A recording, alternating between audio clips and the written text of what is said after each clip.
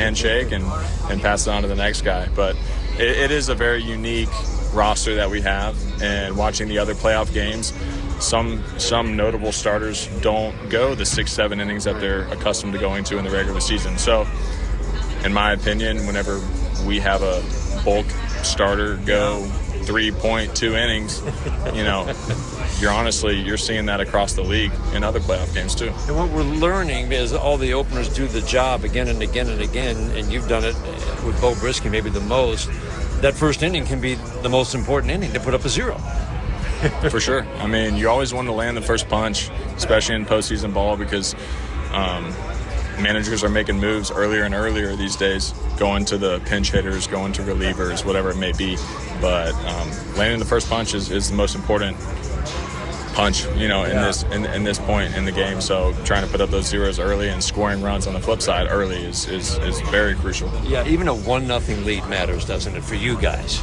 For anybody. Yeah, I mean, it changes the whole feel of the game and how the guys feel on the mound. For sure. I mean, the Guardians have an electric bullpen. I like to think that we have an electric bullpen, and so a one-run lead could mean all the difference in a win or a loss. Looks like it's become quite infectious, that if you put up a 0, the guy next wants to put up a 0, and you guys just roll through a game the whole way. But you want to do it for each other, and it's really fun to watch. Oh, yeah, we're all in this together. It's not a one-man show. That's what's awesome about us. Tyler, thank you so much. Thank you for having me. Tyler Holden, stay with us. We got more to this on the Detroit Tigers Radio Network. Whether you own a local business or a global one, you're always looking for ways to position your operation to create opportunities and move on them faster. With Bank of America, you get access to experts, award-winning insights, and business solutions so powerful, you'll make every move matter. Locally and globally. Visit bankofamerica.com/banking for business to learn more. What would you like the power to do? Copyright 2024 Bank of America N.A. The new basketball season is around the corner, and SiriusXM NBA Radio is getting you ready by talking to the biggest stars in the game. Joined now by Giannis Antetokounmpo. I want to be able to have a shot at winning it all. Every weeknight until the season starts. Hear a different team's preview show. We've got Kevin Durant sitting down with us. Championship is always a goal. NBA Radio season preview shows. Only on NBA Radio, Channel 86. And for any interviews or previews you missed, hear them on the SiriusXM app. 24/7, 365 coverage of all things NASCAR. All things NASCAR happens exclusively on SiriusXM NASCAR Radio, Channel 90. Tigers fans, this is Jeff Greenberg, and you're listening to Tigers Baseball on SiriusXM. Swing and a miss. He strikes out the side. Tigers fans, this is Scott Harris, and you're listening to Tigers Baseball on SiriusXM. Way back and gone. SiriusXM NFL Radio is your home for the National Football League all year long on Channel 88 and on the all-new SiriusXM app.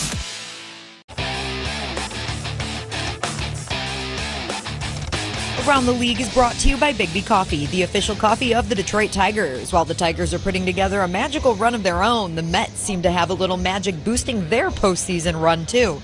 After a dramatic finish to the regular season and a dramatic finish to get by the Brewers in the wild card round, the Mets had to get through Philly to move on, and they did that last night. They were behind 1-0 heading into the bottom of the 6th inning, and with the bases loaded, Francisco Lindor stepped to the plate. Swinging a drive towards the gap in right center. It's pretty deep. It's back near the wall. It's gone. It's gone. Francisco Lindor. He may have just outdone himself. He has hit a grand slam into the Phillies bullpen in right center field. The Mets are leading by a score of 4-1. They were famished for the big hit all night, and Francisco Lindor just provided a feast. Mets 4, Phillies 1 here in the 6th inning. The Mets are moving on to the NLCS for the first time since 2015 after a 4-1 win over Philly. Around the League is brought to you by Big B Coffee, the official coffee of the Detroit Tigers.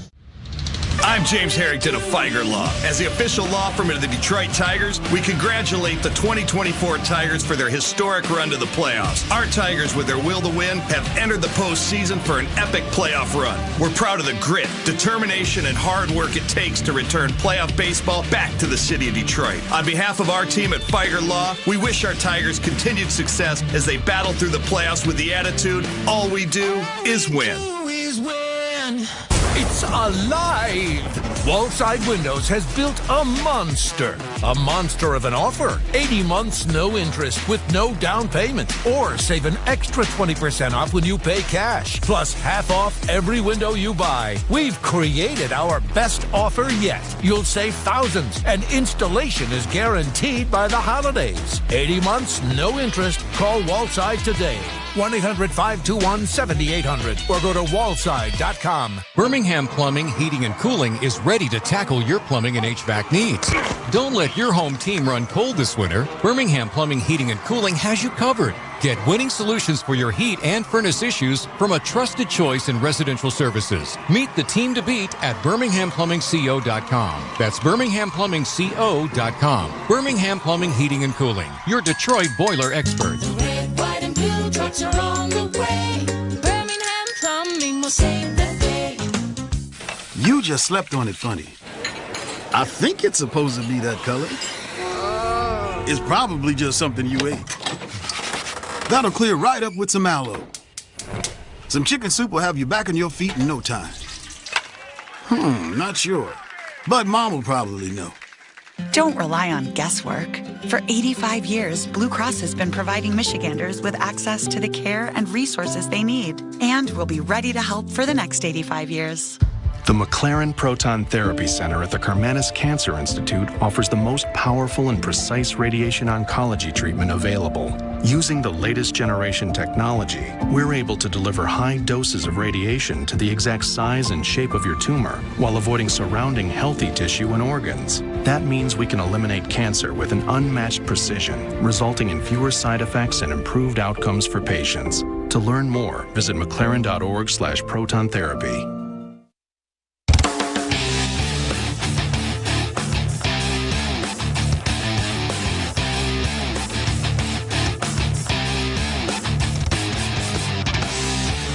Now, back to the Metro Detroit Buick GMC dealers broadcast booth at Comerica Park. From the field, brought to you by Meijer, the official grocery retailer of the Detroit Tigers radio network. Daniela Bruce joined today by Tigers center fielder Parker Meadows. Parker, first of all, I just want to ask you, how have you taken this all in, this magical run, as some are calling it, that you guys have been on, and not expecting to be here but finding your way here? Have you had any moments to kind of take it all in? Not really. I mean, it's been surreal. It's been a surreal run. But to be honest, we believe since the beginning, and to be able to do this with this group of guys is amazing. I mean, the fact that, I was down in AAA this year, and now I'm where I am now, I'm just extremely blessed, and it's been a great ride. Matt Vierling had mentioned the other day that one thing he learned about the playoffs when he first went through it is that you can't always look at the numbers the same way you do throughout the regular season. So right now you're batting .250, but every time you come up with a hit, feels like it's in a big moment, and at-bats have been good by the team as a whole. How are you guys approaching that and just making sure you stick to the plan the same way you would during a regular season? Yeah, I think it really just comes down to guys just trying to do their job. We're not very result-oriented on this team. We're, guys are moving guys over and they come in the dugout and we're celebrating like they just hit a home run or they just scored. It's just something we've been able to do all year, and I think, everyone's been doing their job. So, I mean, credit to everybody on this team, and, a lot of guys are really good at doing it, and we wouldn't be here in this spot today without those guys. Matt Vierling, one of the guys that does do that job. Yesterday, he had a great snag on a line drive down the third base line. He stole it right out of the air. And we see you get up a little bit when you're out there in center field. Did you know Vierling had ups like that? Listen, he's a freak athlete, so I truly think he can catch anything no matter what position he's in. He's been able, he even played first base this year, so it's been incredible to watch him on defense and, on all parts of the baseball field. Going back to putting together good at-bats and kind of your approach during the postseason, you see better pitching in the postseason. Everybody's throwing their best stuff. You see multiple pitchers throughout a game, or more pitchers than you would in a regular season game. Has that been any sort of adjustment for you guys, just being as young as you are and experiencing that for the first time? I mean, yeah, pitching's obviously tougher, like you said, but like I said earlier, we're just trying to do our job, and no matter what it takes, we're just competing in the box, and we're scrappy, we're gritty, and so yeah, we're just trying to do our job, no matter who's on the mound. We knew, with the Cleveland bullpen and their starting pitching, it's really good, but that doesn't change anything for us, for our approach, and we all trust ourselves, so it doesn't change much. And I know this has been a story for a while now, but the way that your team has been able to put together their bullpen and the way the starting pitching has been going throughout this stretch, how impressed are you with the way that those guys have been able to handle any role that's thrown at them? It's been incredible. It's been incredible to watch, to play defense behind all year. It kind of wants you to make those plays for the guys on the mound, just because you know how hard they're working to get outs. And man, they've been so fun to watch all year. And obviously, without them, we wouldn't be here in this position where we're at today. So, and credit to AJ and putting guys in right spots at right times. And yeah, it's been awesome. Parker, you guys find yourself in another win, and you move on to the next round situation tonight against the Guardians. Feels like it's not that new to you guys anymore. How do you go about your business on a day like today, knowing the win could mean just a little bit more? Just another day. Just another day. Just treat it like any other day. So we're gonna come in tonight, and like I said, just try to do our job and get the win. And what about the crowd? I know yesterday was the first playoff game in Detroit in 10 years, and I think they'll be even more electric tonight. What did you think when you were standing out there in center field looking at a full Comerica Park? Oh my gosh, that was awesome. Honestly, I remember Miggy's last game last year, and that's a sellout crowd, but this felt a little different. The energy just throughout the whole game. I got chills throughout the game, and it makes it easier to play, to be honest. They have your back, and they just want to see us do great, and they deserve it. Well, thank you, Parker. We appreciate it. Good luck tonight. Thank you. Detroit Tigers Baseball, brought to you by Blue Cross Blue Shield of Michigan, committed to providing members access to care they need whenever and wherever they need it. Now, let's pause 10 seconds for station identification on the Detroit Tigers Radio Network. You're listening to the American League Division Series on SiriusXM. Join us after the game on MLB Network Radio, SiriusXM 89.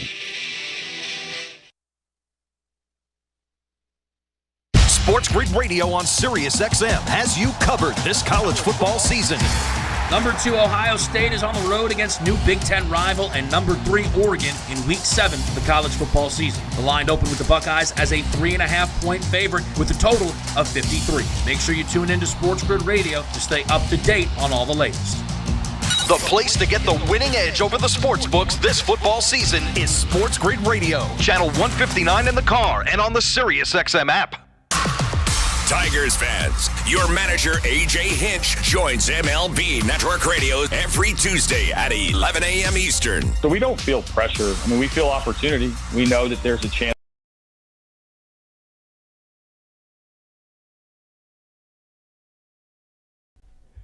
Cheers, baseball fans. What a playoffs we have had so far. Every single game has been absolutely awesome to listen to and to hang out with all of you here in the chat. Please take a second to exit out of that chat and hit that thumbs up button and share this link out. That is the best way to get more baseball fans here in the chat. Please hit that thumbs up. We really appreciate it, and let's bring some more people in here. Send this out to the social media boards. Send it out to your friends. Let's have some fun, and let's bring more people here to the chat to cheer for your team. Good luck to whatever team it is that you're cheering for. We'll see you guys back in the chat. Exclusive show with former UN ambassador, governor, and presidential candidate Nikki Haley on Nikki Haley Live. Join me on Nikki Haley Live, a show where we talk about facts, policies that affect your family, stories from the campaign trail, the upcoming election, and maybe a bit about music and sports along the way. Tune in to Nikki Haley Live. Nikki Haley Live, Wednesdays at 8 a.m. East on Triumph, Channel 111, and on the SiriusXM app. It's time to play ball with the call of the game from the Metro Detroit Buick GMC Dealers broadcast booth at Comerica Park. Here are the voices of Tigers baseball, Dan Dickerson and Andy Dirks. Clear skies, light breeze, cool in downtown Detroit. And this ballpark is alive. I thought it was wild yesterday.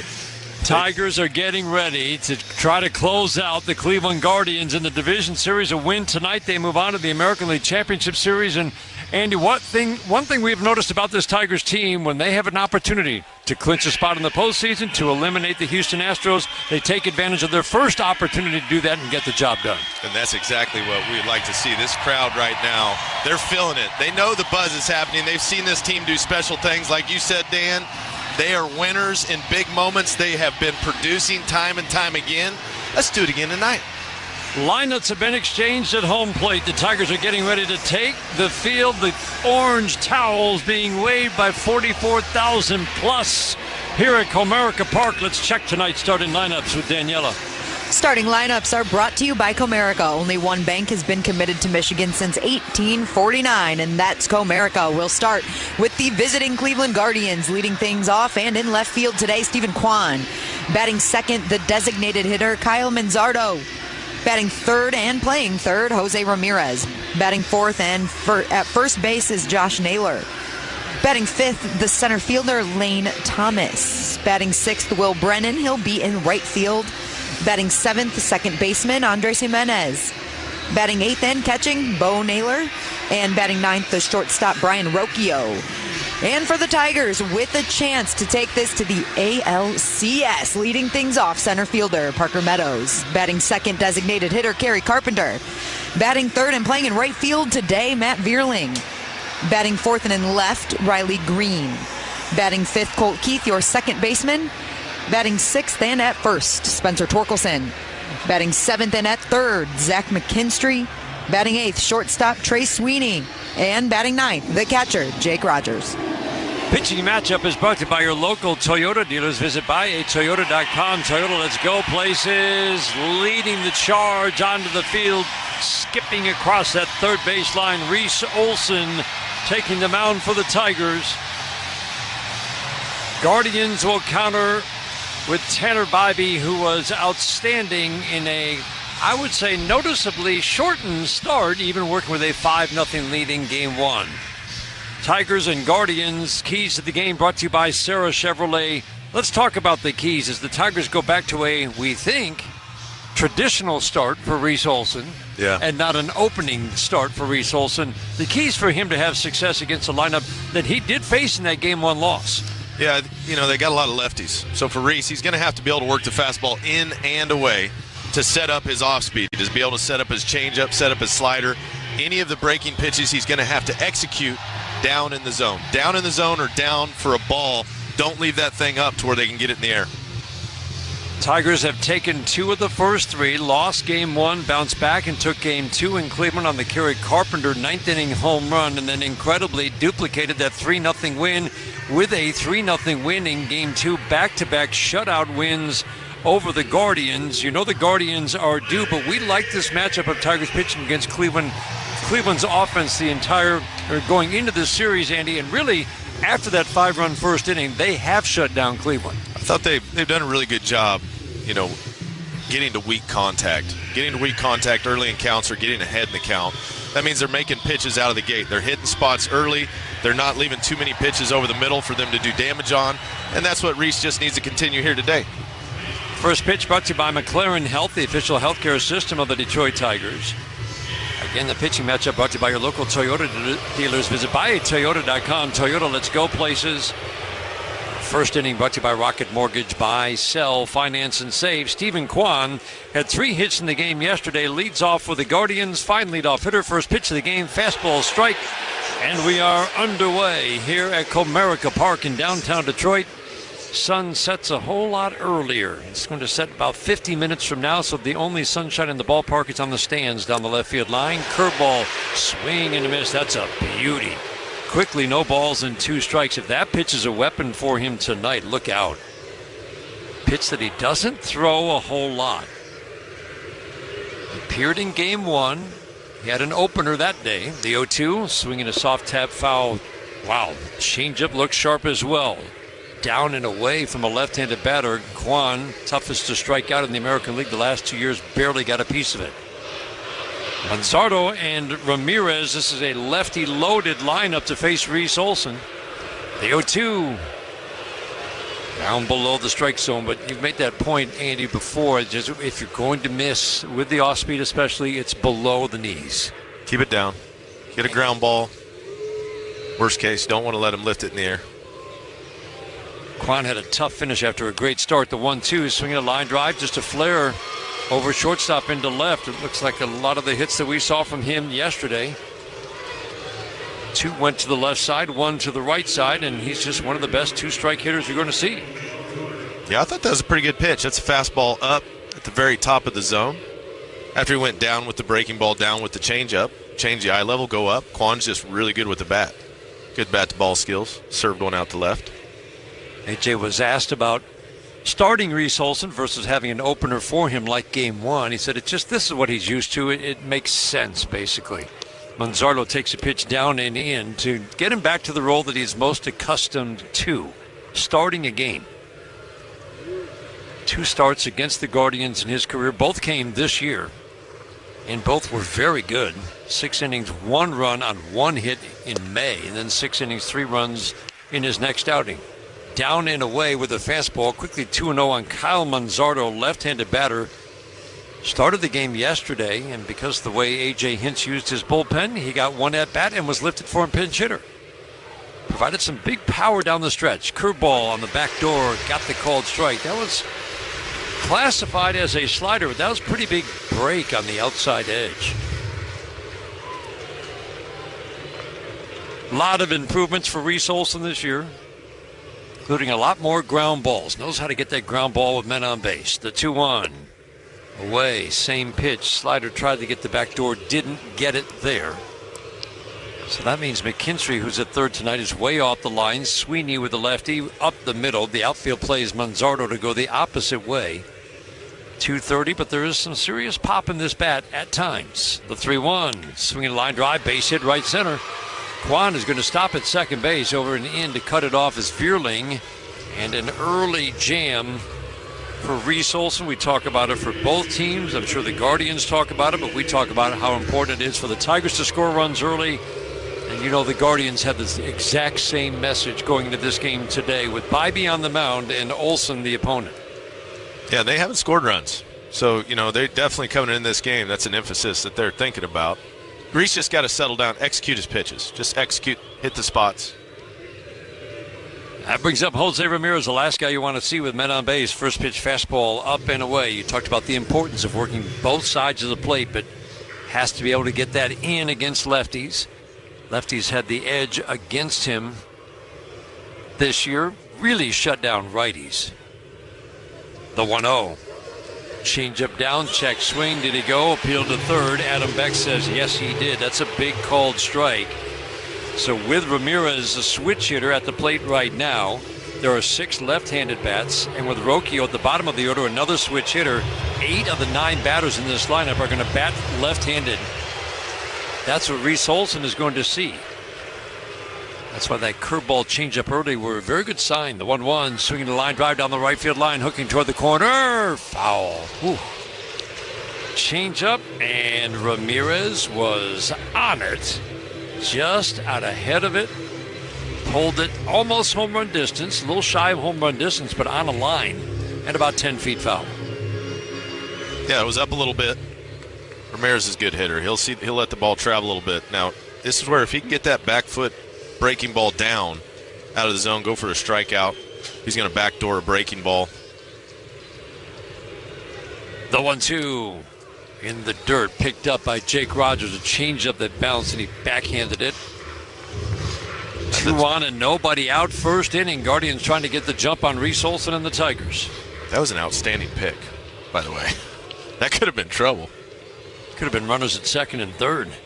Ramirez batting from his weaker left side, but he's still a threat from the left side. The 2-2, ground ball foul on the first base line. Another changeup. It's not where he wants it. He's leaving the changeup out over the plate just a little bit. Yeah, it's better if you can get it away from a left-handed hitter. Anytime it's catching plate, like kind of center cut or middle in, it gives them more time. It doesn't shorten the bat, it lengthens the bat. So you got to get that pitch away from them. Olsen working third base side again. The 2-2 is swinging a high fly ball. Shallow left field. Riley Green will make the easy grab. Big out. You just can't overemphasize how important it is to get Jose Ramirez out with men on base. Yeah, he made a couple good bids at it. He hit that one ball down the line, but that was a good job coming back with the fastball after going off speed. He was setting back on that changeup, and the fastball just got in on him a little bit, popped it out to left. Now another tough lefty. Josh Naylor steps to the plate. Impressive numbers against righties. Hit .250 with good power numbers. This is just a good hitter and a tough out. First pitch fastball strike at the knees. Down and away. What's he looking for? His first pitch fastball, you know. Must be thinking changeup. You always talk about how the good power hitters like to extend their arms. He could have on that. Sweeney up the middle. McKinstry straight up at short. Quan took off, and Jake Rogers trying to throw, bobbled the ball. Couldn't get a good grip. And Manzardo still at first, but he got a huge jump off Reese Olson. That was one weakness in his game this year. He did not hold runners like he did last year. Runners at the corners now. That's a big stolen base for Stephen Kwan.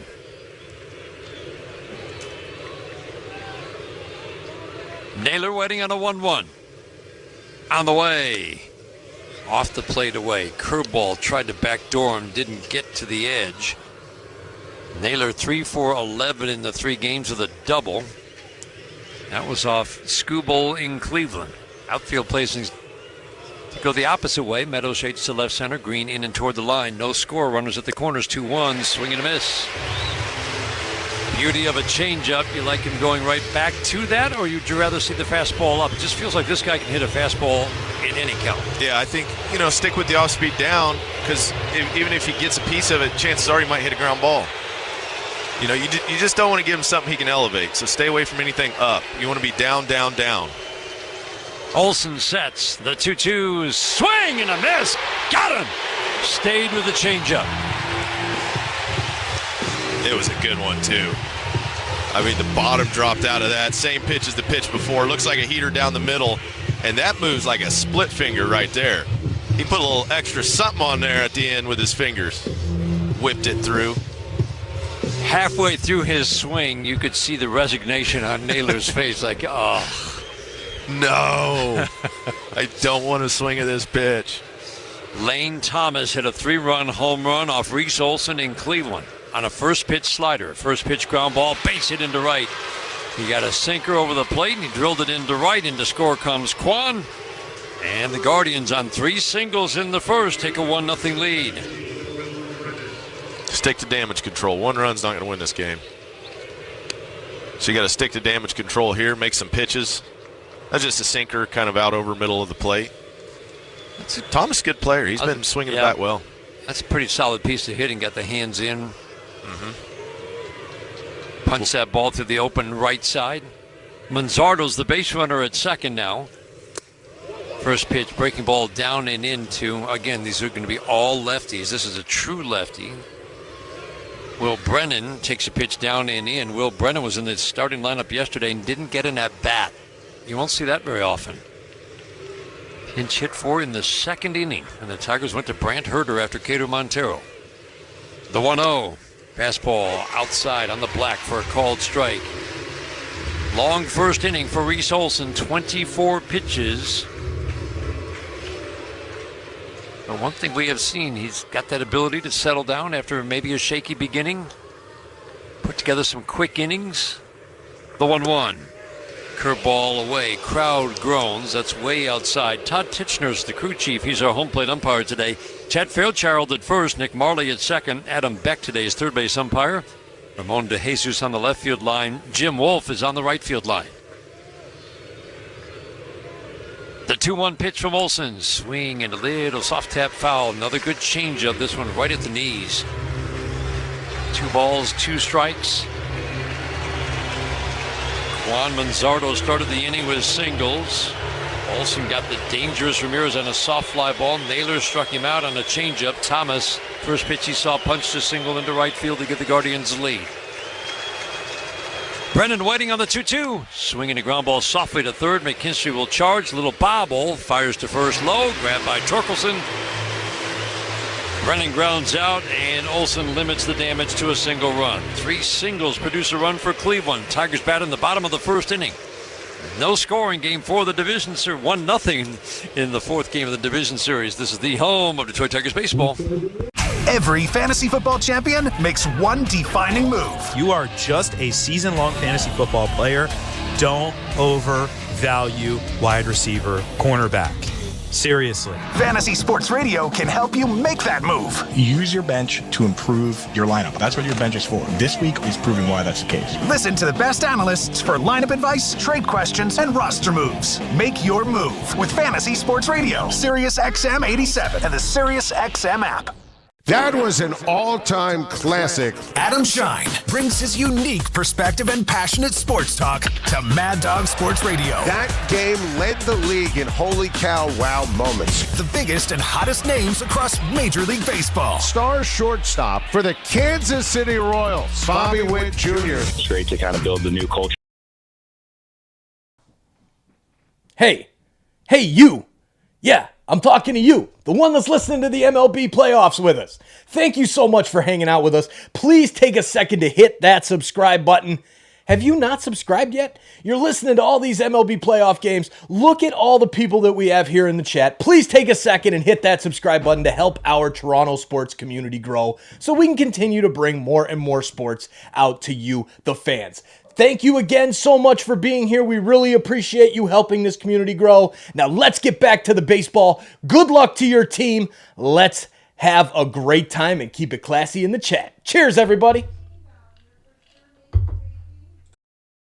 Channel 86 and the Sirius XM app. Tigers Radio Network.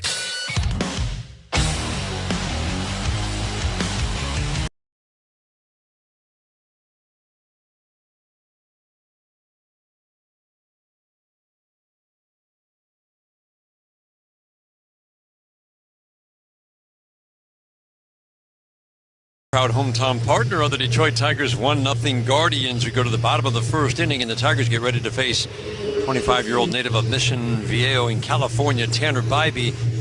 Let's talk about the keys for the Tigers against Bybee. We saw him for 4 2/3. Now, AJ was saying today, Andy, that he really felt his team, it's the same lineup that faced him in Game 1, had some good at-bats. They had runners in scoring position in 3 of the 5 innings he was on the mound. Stephen Vogt must have thought so too, because in a 5-0 game, he took him out after 4 2/3 after a Parker Meadows single. Keys for the Tigers to get to him today for some runs. Same thing, grind the at-bats out. Don't let him establish that fastball up. You know, and if they hit his fastball, he's going to run into issues because he's going to have to run that off-speed sooner than he wants to. That's when guys tend to start hanging pitches a little bit more. Just get after him. They owe him one. Parker Meadows takes first pitch fastball low and outside. Carpenter and Bierling to follow in the first. Lefties definitely have the edge against this righty. He's had a very solid season. ERA just below 3.50 in 31 starts. On the outside edge, changeup gets a swing and miss. Ramirez in tight at third. Same infield so far in all 4 games. Ramirez at third, right up to the edge of the grass. Shortstop Rocchio up the middle. Jimenez shades toward the hole at second. Naylor is off the line and deep at first. Meadows waiting on a 1-1 pitch. On the outside edge for a called strike 2. 3 for 11 for Meadows in this series. Hit a home run against the Astros. That was big. Got the scoring started in Game 2 of the wild card series. The 1-2 pitch. Fastball up and away, but he really used that fastball effectively up in Game 1. He did, and he's got it. You know, he can run it up there with that 4-seam fastball. But if you lay off the one that's up, eventually he's going to have to go to something different. The 2-2, swinging a fly ball, shallow into right center, late break, and that ball's going to fall. That's incredible. Throw to second base, not in time. How did that ball fall? Jimenez, Thomas, Brennan, all there, all good fielders. And I think Thomas especially got a very late break in center field. And Parker Meadows is at second to start the first. Well, we saw yesterday the Guardians outfield didn't look so sure-footed. They were kind of in, back, up, down. It's a big ballpark, big crowd. But Thomas just didn't take over. Center fielder has priority in all situations. Yep, they got away with one there. Let it drop. That ball has to be caught. Well, that gets the crowd into it right away. It's getting a little quiet in here. Carpenter steps to the plate. First pitch from Tanner Bybee. Fastball up and away. In game one in Cleveland. Carpenter had a line drive single, struck out. Those are the only two at-bats he had against Tanner Bybee. Green reached twice. He hit by a pitch and a single, and McKinstry had a double. The 1-0, swinging a high fly ball that will go foul from shadow up into sunshine, down into the seats, a long way from home plate. It's just strike one for Tanner Bybee. I like the swing, though. Yeah, no, he's looking heater. Kind of hung up a little breaking pitch up in the zone, and he was ready to attack. That's one thing this Tigers team has done well. Attacking more consistently early in the counts, trying to do damage early, get to 2 strikes, then battle. Rocchio trying to shorten the lead of Meadows. 1-0 Cleveland in the first. The 1-1 swing and a pop-up. That's behind home plate. Naylor coming back, and he's just going to have a look at where it lands, right in the front row over the screen. For a moment, it looked like it'd be playable. Instead, it's just strike 2. See location, though. That's a changeup that just floated up. That's where I wouldn't be shocked if they try to go heater up against Carey. Really do kind of like this matchup of this Tigers offense. Even though they were shut out by Bybee in game 1 against Tanner Bybee, they've had success against him in his career. Before those 4 2/3 shutout innings, Carpenter calls time. A 5.30 career ERA in 6 starts. Tigers saw him 4 times this year. Then in game 1, this is the 6th time they have faced him.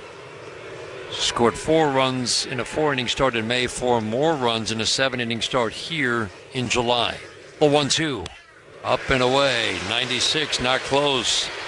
It's so important for the Tigers to answer back here in the first inning. After 3 singles, produced a run for Cleveland, snapped the Tigers' shutout streak at 20 consecutive innings over 3 games. Carpenter gets all that weight back on that left leg. The 2-2, up and away. Good discipline. They're trying to tease him off the plate. He's not biting.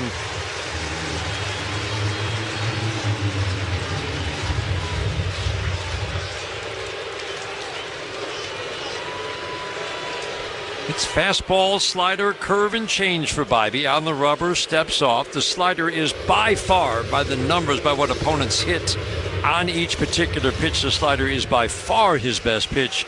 And his 4-seam fastball, which was trouble for the Tigers a few days ago, his most hittable pitch. It's the one we're watching today. Carpenter waiting. The 3-2 pitch. Swing and a pop foul out of play. He poured the fastball in right at the belt. That's where he wants to go. It worked for him last outing. If you can foul that pitch off or lay off of it if it gets higher than that, you'll be fine, because eventually he's got to come down a little bit. It's not easy to lay off that high one, though. Meadows takes a short, cautious lead, 3-2, swing and a miss. And just as you say that, he went a little higher on the fastball and strikes out Carpenter. About 3 balls worth above where the last fastball was. They were okay with walking him. That pitch wasn't even designed to be a strike. They were going up. That's why that's a pitch you have to be able to lay off. Yeah, he fouled off the one just a little bit lower than that. And then Naylor, you could see him standing up behind home plate a little bit. Mendez now second baseman will duck in behind Meadows, trying to shorten his lead with a righty Matt Vierling at the plate. First pitch to Vierling, high and outside, ball 1. They're making him work, though, here in the first inning. Meadows saw 5 pitches. Carpenter just saw 7 pitches. Vierling grounded out twice to second base. See if he can shoot one through the right side against Tanner Bybee. The 1-0. Off the plate and in. Powered him in with the fastball. Just the 4-seam fastball does not have 2 types of fastballs. This is more of a fly ball pitcher. There are more balls in the air than on the ground. Does not get a lot of ground ball outs. See if Matt Beerling can lift one, get it to the outfield. The outfield player's going to go the opposite way just slightly. Bobby checks Meadows, the 2-0 pitch. Swing and a pop-up. To Jimenez at second base, just to the right of the bag on the dirt. He'll make the catch. Beerling pops out. 2 outs, a man on second, and that will leave it up to Riley Green. They got a 2-0 count. That's his slider. That's the pitch Dan was talking about right there. He threw it in a 2-0 count.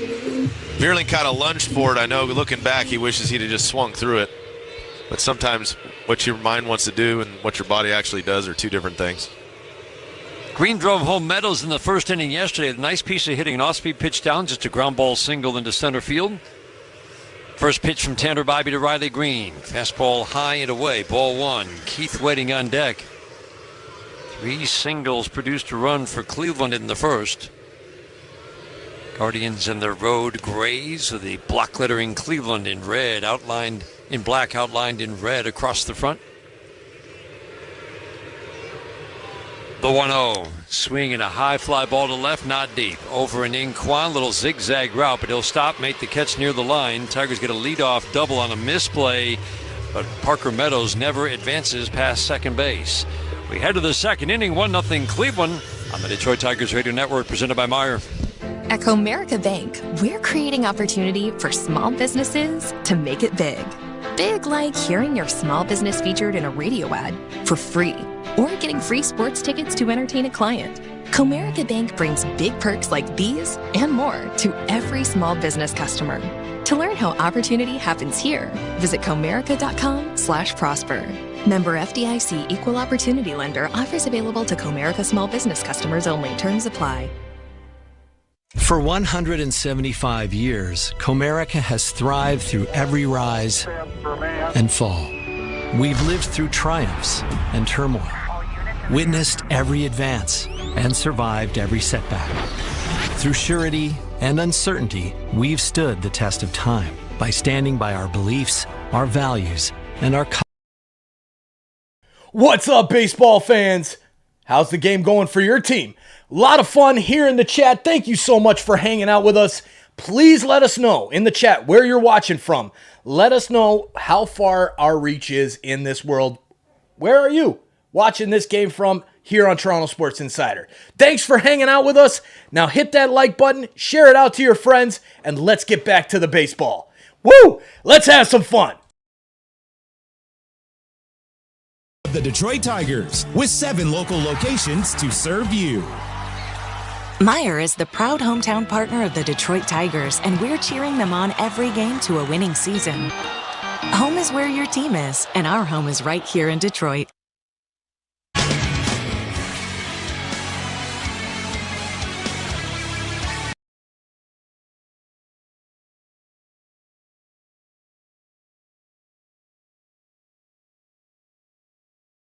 Second inning today. 1-1 before any digging project. Injury report is brought to you by McLaren Health, the official healthcare system of the Detroit Tigers. No significant injuries for the Tigers. Healthy for round 2. Remember, you can change your rosters during a series because of an injury. You can change rosters in between series with anybody who's on your 40-man roster. Tigers trying to close out the Cleveland Guardians. Kansas City Royals are home tonight against the New York Yankees. Yankees will try to clinch that series with a win in Kansas City tonight after their win last night. Reese Olson came on. The first batter he faced, Lane Thomas, in Game 1, hit a 3-run home run. After that, he faced 19 batters and was pretty darn good. First pitch stays up and away. Andres Jimenez at the plate. Gave up a single, a walk, a single. 3 of the first 6 reached, and then just 1 of the last 13 batters reached against Olson. See if he can dial it in here. Swinging a foul out of play. Both the 2 and 4-seam fastball for Reese Olson. Slider curve that he doesn't throw much. He threw a good one second pitch of the game. Plus a changeup. Sinker is his best pitch along with the slider. McKinstry's in tight at third, right up to the edge of the cutout. Slider down and in, check swing. He absolutely went. Adam Beck goes up with the right hand, 1-2 on Andres Jimenez. 7, 8, 9 hitters, a couple of lefties, And then the switch hitter, Rocchio. Again, lefties had the slight edge against Reese Olson, a little higher average. They hit Olson for power much more than righties. 1-2, soft tap foul on a curveball down. Curveball looks good tonight. And that could be a real weapon for him against this lefty-loaded lineup. I think all of his off-speed's looking good. Changeup, curveball, slider, because it's location. If he keeps it down like he's doing right now, he'll be fine. Keep that down, work the fastball in and out, throw it up once in a while. The 1-2 is swing and a miss. Slider, and again, kept it over the plate. Rogers has to throw it on to first to complete the strikeout on a pitch that bounced. So a strikeout, putout goes 2-3 to complete the strikeout. Second strikeout. Both times on an off-speed pitch in the dirt. That's all location. If Reese stays primed down that way, keep it down with the curveball, the slider, and the changeup, then work the fastball around the zone. Fastball averages mid-90s for Reese Olson. Bo Naylor takes first pitch fastball 93 on the black away. Bo Naylor 0 for 6 so far in the 2 games. Hedges started 1 game. Naylor came in late. That was the 3-0 Tigers winning game 2 in Cleveland. The strike 1. Soft ground ball foul. Curveball's got bite. I mean, it's starting shoulder high and it's ending up below the knees. Yeah, you can see by the hitters too. They're starting their approach like that ball's going to be belt high, and then they have to adjust as they're starting to swing. Off balanced. The 0-2, swing and a miss. What a good sequence. Soft down, fastball up, wipes out Bo Naylor. No chance. Yeah, that's one when you're walking back to the dugout, you kind of feel like you got owned a little bit. Been there, Bo, don't worry. That's how you pitch right there. That's a thing of beauty. Brian Rocchio steps to the plate. About the same from both sides. He gets there in different ways. Gets to a very similar OPS in different ways. Backdoor slider, strike 1 from the left side, draws more walks, more power from the right side. But just had a tough year at the plate. In this series, he's been a tough out for the Tigers with 3 hits, 3 for 9 with a walk. On the outside corner, curveball, strike 2. He's starting to dial it in. Rocchio doesn't like what he sees, steps out. It's frustrating when a guy hits the spot and you're 0-2 and you haven't even taken the bat off your shoulder. Backdoor slider, backdoor curveball. Rocchio batting lefty against the righty, hands tight to the left shoulder as he cocks the bat over it. The 0-2 swing and a foul right back our way, riding 94 at the top of the strike zone. Above it, actually a pretty good foul from Rocchio. He throw a walk to get on base. It wasn't a base stealer. There's just not much pop in this bat at all. He has struggled all season. The 0-2 spins the curveball away. Crowd gets on their feet. Every time a count gets 2 strikes. Green in left field is in and toward the line. Parker Meadows shades toward left center. Vierling's in right today after making that great play at third yesterday. He's in the right center field gap. Rogers setting up middle. The 1-2 change up down. Rocchio's pretty disciplined. He's going to make you throw him a strike, does not chase much. This is a Cleveland team that loves to swing the bat. They swing as much more than any team in the American League. But they don't swing and miss much. The 2-2 just missed. Off the plate inside. Properly called by Todd Titchener, but this crowd wanted it, and so did Reese Olson. He had him set up for that little swing back, started in off the plate, just didn't quite make it all the way back to that inside corner. Quick step back with the left foot, the 3-2 pitch, low and inside, and Rocchio draws another walk. No walk is a good walk, but the ones that start 0-2 are the ones that probably drive managers and pitching coaches the craziest. You are not wrong about that. I mean, he fouled off a tough pitch up, laid off a tough change up down, then Reese missed with 1 pitch. 3-2 kind of got away from him. Brings up Quan. He looks a lot like the guy we saw midsummer. He had a really tough finish. First pitch, fastball 94, bounces. Over his last 35 games, Quan hit just 180 on the injured list. In September with some back issues, came off. Only had a couple of starts. But man, when he's going right, it's a magic wand. He can just drop line drives in anywhere. The 1-0. Fastball low, 2-0 on Kwan. All the misses. Perhaps a good sign so far. All the misses are low and generally over the plate. Man on with 2 outs. Guardians with a 1-0 lead. We're in the second inning. Pitch count climbing for Olsen. He's at 44. Kwan takes a slider strike at the knees on the inside corner. Olsen working in relief, ended up working 5 innings in that game in Cleveland. 73 pitches. Remember, he's coming off the injured list. That's the most he has thrown, most pitches he's thrown since coming back. 2-1, swinging a long foul fly and a slider down and in. That's about all he could do with that. Hook it foul deep down the line. He broke his back. Another good spot. If you're going to miss, that's a good spot to miss with.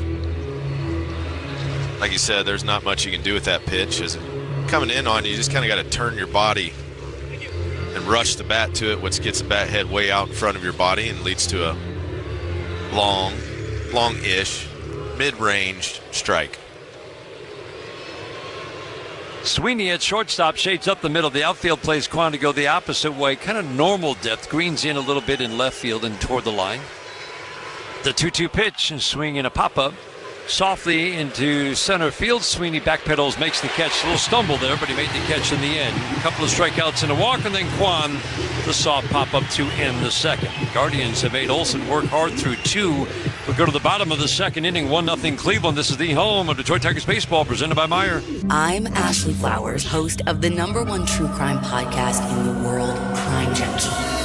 This Halloween season, we're getting into the spirit on Crime Junkie Radio. With hair-raising episodes of full-body chills, Crime Junkie Radio is your ultimate spooky destination for 24/7 true crime all month long. It's all on Crime Junkie Radio, your ultimate obsession. Hear it now and anytime exclusively on the SiriusXM app. Just search Crime Junkie Radio. Every night after the final out, the Round Trip Roundup brings you the scores, highlights, and analysis from every game across Major League Baseball, all in less than 30 minutes. Swung on and missed, strike 3 and a no-hitter. It's the perfect way to get caught up on all the night's biggest home runs and best performances. And a high drive, deep right center. It's the Round Trip Roundup on MLB Network Radio every night on SiriusXM Channel 89 and every morning on the SiriusXM app. For the latest updates on Helene, tune to alerts from the Weather Channel. What to expect and who may be impacted. Hi, I'm meteorologist Jim Cantori. When severe weather is impacting any part of the country, alerts from the Weather Channel for live simulcast of the Weather Channel for the latest information to keep you safe and informed. Tune to alerts from the Weather Channel for the latest information on Helene. Whenever active weather is breaking, alerts from the Weather Channel on the SiriusXM app. Just search weather. Catch a brand new season preview show of your favorite team every weeknight until the season starts. Only on NBA Radio Channel 86 and the SiriusXM app. This is Pizza Home Run. Order online for delivery or Pizza Portal pickup. 1-0 Cleveland. Tigers bat in the bottom of the second inning. Andy, it's amazing. The first run gets scored in a playoff game. Yeah, it can change the atmosphere, change the mood a little bit. But that's where, we've seen this team be fairly resilient for a few months. Yep. I wouldn't expect much different from them at this point. They made it this far, Dan. Why quit now? Kind of get the feeling that it's just not. Yeah, I don't. In the DNA. Nope, it's just not in the makeup. It's not in the chemistry of the team. They're going to keep playing. You'll see them start putting the bats together. Just put pressure on the defense. That's really, at this point in the game, put pressure on Bybee, put pressure on that defense, have good solid at-bats, look to drive the ball early. If you get to 2 strikes, battle up, try to put something in play. Outfield used to playing in one of the smallest outfields by square footage in Cleveland, and they definitely have struggled in the first 2 games here. Keith batting, first pitch, fastball high and away. I like the strike zone early from Todd Titchener. It's accurate. Not giving much off either side, above or below. Keith had a single in the game yesterday. First hit of the postseason. What I like about his at-bats at 1-0. Fastball runs away from the lefty. He's walked 5 times and struck out 4 times. That's to me, and it's just a sign that he's not jumpy. He's not being overly aggressive. Just hasn't had a lot of hits fall yet. Line drive single yesterday, 2-0 pitch.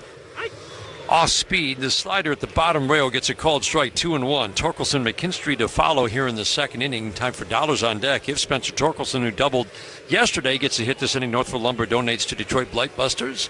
Northville Lumber is Michigan's #1 Trex dealer. Tanner Bybee, kind of the old veteran move there. I can't hear PitchCom. There's something, but no buzz, no. You wouldn't believe how bad this audio is right now. I mean, that's something that I'm sure they didn't have that. Nobody's in charge of making sure that's working before the game. In a postseason game, they kind of just throw them out there. Which one? I don't know. This one's got a little rust on it. Throw that one out there. Yeah. Pretty soon they definitely use that to their advantage. Yeah. Pretty soon it's going to be PitchCom device not working. So that would be what? PCDNW. Yeah. Like mound visits remaining, you're going to have you get that. Two a game. They've used one. Going to track it. Good hitters count for Cole Keith. Bybee into his motion, the 2-1. Away, up and away. 3-1 on Keith. Torkelson waiting on deck. 31 starts for Bybee this year. The .350 ERA we mentioned. Low walk rate, just barely above 2.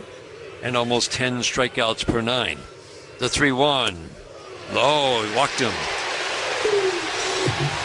That's a really good take. That's a really good changeup. Starts middle. And as it worked down, I mean, that barely didn't catch the bottom of the zone. But you said he's been patient.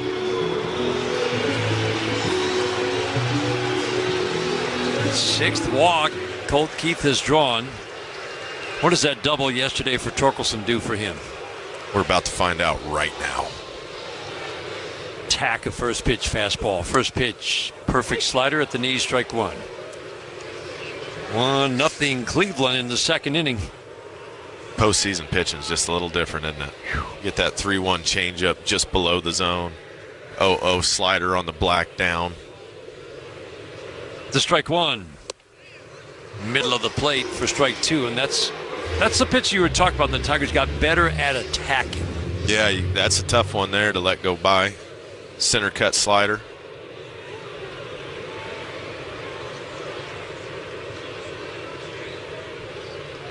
Short, cautious lead for Keith at first. He's going to draw a throw. The throw bounces off of Naylor, kicked high in the air, but it didn't bounce away from him. Just kind of to his right a little bit. No chance for Keith to advance. This entire Cleveland staff does a very good job. Boy, Naylor was lucky. No, that's a kick save right there. Yeah, he stuck his foot out to block that pitch or the throw in the dirt. That's like a goalie over there. He's like, that can't get by me. No. If it did, that's trouble. Keith's on third. Torkelson behind, no balls, 2 strikes. Bybee's working middle of the rubber, sets the 0-2. Off the plate away. This is the difference in a good, accurate strike zone. You can take pitches with some confidence. And we just saw, let's face it, the strike zone was just too big yesterday, and you didn't know what was going to be called a strike. But that's the value of a good strike zone. Just off the plate, half a ball's width, called properly, ball 1. Torkelson now waiting on a 1-2. Up and in, stands him up with the fastball. As a hitter, did you just always assume they would go right back, slider away after standing up? Usually. I mean, that's the the playbook, the traditional playbook. If they go up there, he's thrown up 3 sliders already. You go in to go right back away. And this is where Spencer Torkelson has really worked hard on being more disciplined. He asks and gets time. Coming back from Toledo. That was a pitch that was causing him all kinds of problems, chasing sliders away. He was getting pitched away a ton. He either laid off or attacked pitches that were out over the plate away. See if he can get something up over the plate on the 2-2. On the way. Down and away. Laid off a changeup. 3-2. That's an interesting pitch call. Changeup. You think they'll go slider, back to the slider here, you'd imagine. I can't picture anything else. Tigers down a run, trying to do something about it. Leadoff man on. Torkelson waiting on a 3-2. Keith, short, cautious lead. The 3-2 pitch, swinging a line drive, base hit into center. And Keith will head over to third. Throw goes to second base. Runners at the corners. Nobody out here in the second. Does that answer your question, Dan? How is Spencer Torkelson feeling after a double yesterday? Working the at-bat, gets a slider down and away, stays on it for days. Stay on it, Torque. He says, I will, Andy. Pow! Good base running by Cole Keith, too. Saw it off the bat. Good read. Here we go. And that's the improvement in Torkelson. That's since he has come back from the minor league. Staying on that pitch, down and away. That brings up McKinstry, 4 for 13 in his career against Tanner Bybee. First pitch way up and away. Changeup misses big. Tigers put pressure on Bybee 3 different innings in Cleveland in game 1. Did not ever get to him. He was out after 4 2/3. Now they're putting pressure on. Runner in scoring position in the first, didn't score. Runners at the corners, nobody out here in the second, down a run. The 1-0. Fastball paints the black for a called strike away from McKinstry. Again, not a guy who gets a lot of ground balls. Balls hit on the ground. He gets very few double plays turned behind him. Rocchio at short up the middle. Ramirez in tight at third. Even with the bag, the 1-1. Fastball up and away. Good hitters count. McKinstry doubled off Bybee 5 days ago in Cleveland. They get to nibbling. He's missing big now. That's ball out of hand. Keith coming down the line at first. Torkelson takes his lead at first. The 2-1 up and away. Guided the changeup to home plate. 3-1. Crowd getting on their feet here at Comerica Park. McKinstry stays right in that left-handed batter's box. Upright, relaxed stance. Extends the hands away from the left shoulder. The 3-1 up and away. Walked him. Missed with a fastball after the changeup up. Bases loaded. Nobody out for Trey Sweeney. Those muscle fibers tend to get a little tighter when the crowd gets into it. Postseason juice starts happening. Missing high and arm side. Can't get down through it. I was asking you yesterday after the game what a loud crowd can do for you and when you're on the road. And you said it can actually physically affect you. Yeah, your brain, there's only so many synapses that can be synapsizing in your brain. And when it gets so loud, you can't even think. Like it's like your body's in motion, but you can't comprehend everything that's going on, and you're just running on pure instinct. And a lot of times that's when that fear mechanism comes in. You're a little tighter, you're not as loose, you're not comfortable, and this is why putting pressure on a team like the Guardians right now is huge for the Tigers. The more pressure you put on these guys, the more chances there are for a mistake. Carl Willis goes out. Yesterday was the first time the Tigers had played in front of a crowd that was cheering for them.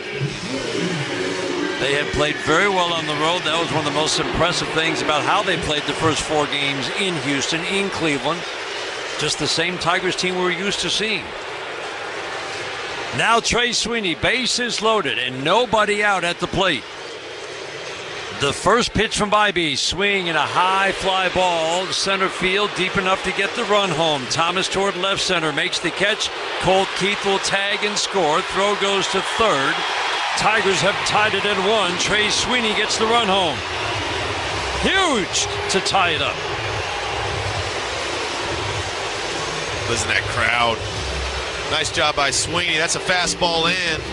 He's not trying to pull the ball. You can tell he's trying to work the big part of the field. That's what you want in that situation. Plenty of pop. Gets it out there plenty far enough. Now you got one of the hottest postseason hitters on this Tigers roster about to come up to the plate. Jake Rogers just keeps getting big hit after big hit. 2 for 7 in this series. Double in the game yesterday. Plus 3 walks. Trying to deliver the lead. 1-1 game in the second. First pitch, swing and a line drive. Caught it short, and Torkelson doubled off. And just like that, Tigers' threat is over. They settle for 1, but they tie it up. We head to the third in a 1-1 game in Game 4 of the Division Series. on the Detroit Tigers Radio Network, presented by Meyer.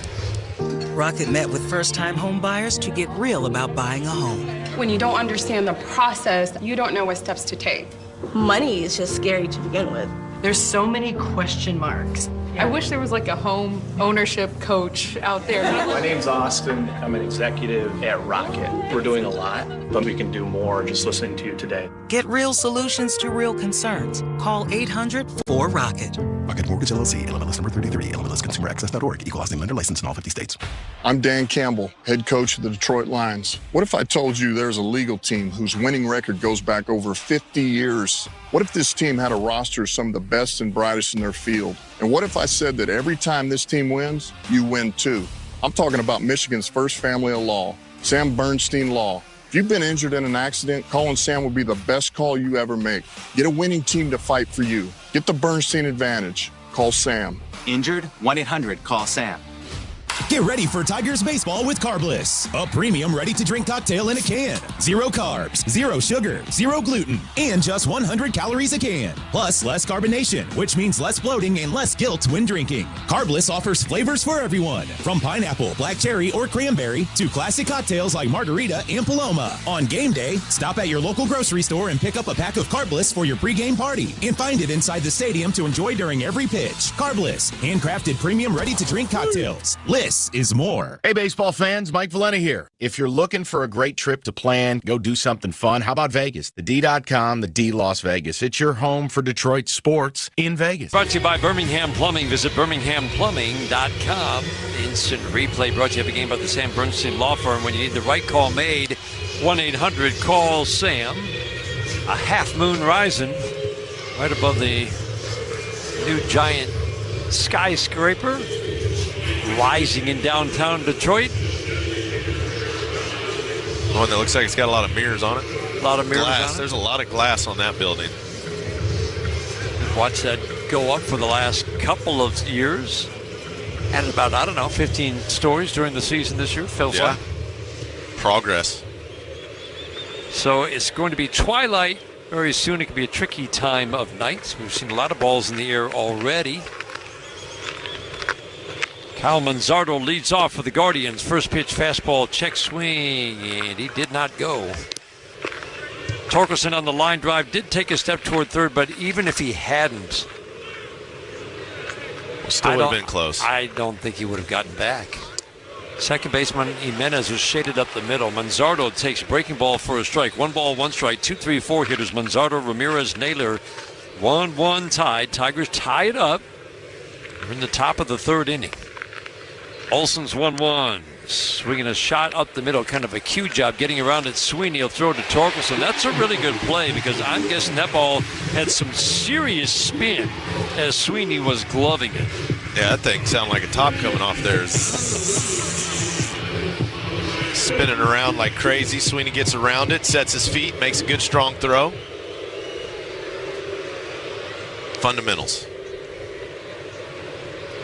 One of the impressive things about Reese Olson is he really didn't get rehab starts. Ramirez takes a strike because there wasn't the luxury of time. Yeah. He missed 8 weeks, almost 2 months exactly, with the shoulder injury from July to the end of September. Swinging a ground ball deep first, backhanded by Torkelson, underhand flip to Reese Olson to get Ramirez. Always good to get the dangerous Jose Ramirez out. We'll say it every time they get him out. So from late July to mid-September, that's how long he was out. Again, he just had a little bit of time down in the minor leagues, but they basically had to get him back up to speed at the major league level. And that's what's been, I think, so impressive. He's gone 2 innings, 3 innings, 4 innings, and 5 innings, which is exactly what you might have hoped to do on a rehab assignment. Soft ground ball foul off the bat of Josh Naylor. 1-1 tie. We're in the third.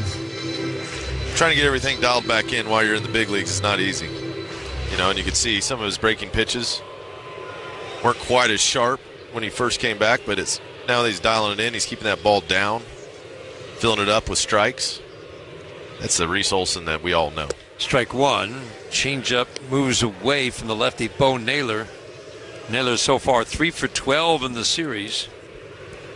The two guys you worry about the most because of the power component are Ramirez and Naylor. Quan is just irritating because he gets on base all the time.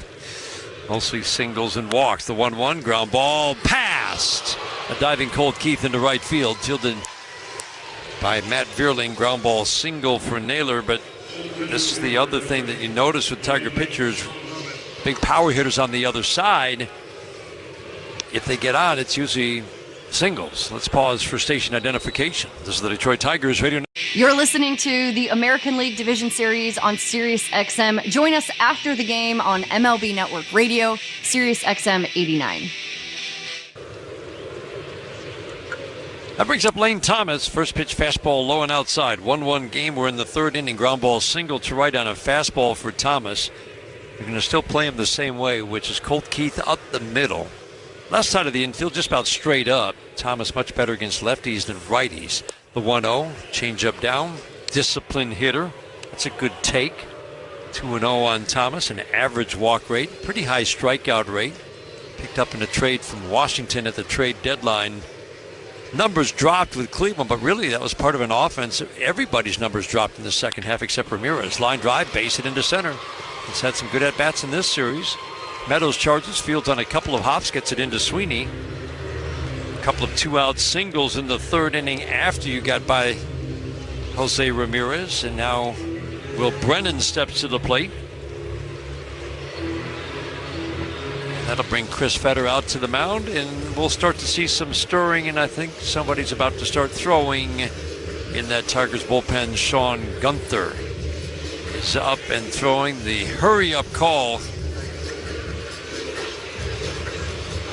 You would have thought that Gunther or Holton's going to get the early call, and most likely it wasn't going to be Holton. Yeah. 6 lefties in the lineup.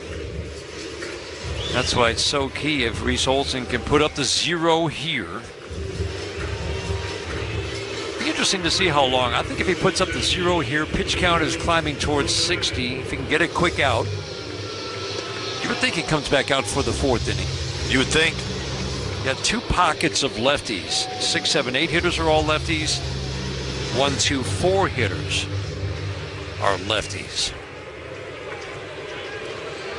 Brennan, all of his damage has come against righties this year. Hit 280. Not much power in this bat. First pitch to the lefty. Bounces up to home plate. Backhanded and blocked in the end by Jake Rogers. Ball 1. But Sean Gunther is not messing around. He got up and he started letting it loose. He's getting warm quick. I mean, this could potentially be the last batter of the day for Reese Olson. 1-1 game in the third. 2 on, 2 outs. The 1-0 to Brennan. Swing and a miss. A tight, sharp, late breaking slider at the knees. Meadows in center, shades toward left center. Riley Green is in and toward the line in left. Sweeney shades up the middle, straight up on the right side for Keith and Torkelson. Upright, relaxed stance. Brennan cocks the bat over the left shoulder as the pitch comes in. Fastball, a little bit low. Properly called, though, by Todd Titchener. Yeah, he's on it. That ball was about an inch low. Olson working toward the third base side of the rubber. Big 2-1 pitch on the way. Fastball low. 3 singles in the first inning produced a run for Cleveland. A walk in the second inning, but a couple of punch-outs for Olson now with 2 outs, bases empty. Naylor and Thomas have singled, and this might be the last batter for Reese Olson. The 3-1, swinging a line foul. Slider down and in. Hooked it, well fouled on the first baseline. Now the runners have a chance to take off on the 3-2. Gonna run back to the changeup here. I would. Keep the changeup down. See if you can get him to swing through it. Very aggressive hitter, and he makes contact. He will not walk unless you miss big. And he usually makes contact. 3-2, runners go. Swing and a miss. Got him with the curveball. Beautiful pitch from Reese Olson to strand 2 base runners and end the third inning. Tigers bat in the third in a 1-1 game, trying to move on to the American League Championship Series with a win tonight. 1-1 game. This is the home of Detroit Tigers baseball. Hold the entire show. Hold the show. When the sports world is talking, nobody gives you more perspectives than the experts of Sirius XM. The New York Jets. What a division series we have had so far, and it continues on. Please take a second to check that link that is pinned in the chat. Go check out our campaign page. We're running a campaign for Sick Kids Hospital in Toronto as part of their Create 100K donation drive. We have opened it up for the MLB playoffs and NHL opening night. Thank you so much for clicking that link. A portion of our proceeds goes donated every single month to Sick Kids Hospital. So just by being here, you're making a difference in our community. Please take a second. If you see an ad that catches your interest, please click it and support the advertisers here on YouTube. As well, you can support our channel with sending in super chats or by sharing this link out. That's the number one. The more you guys can get this Sick Kids campaign link out, the better. Thank you so much for hanging out with us. Let's make a big difference and raise a bunch of money for our community. Let's get back to the baseball. Good luck to your team.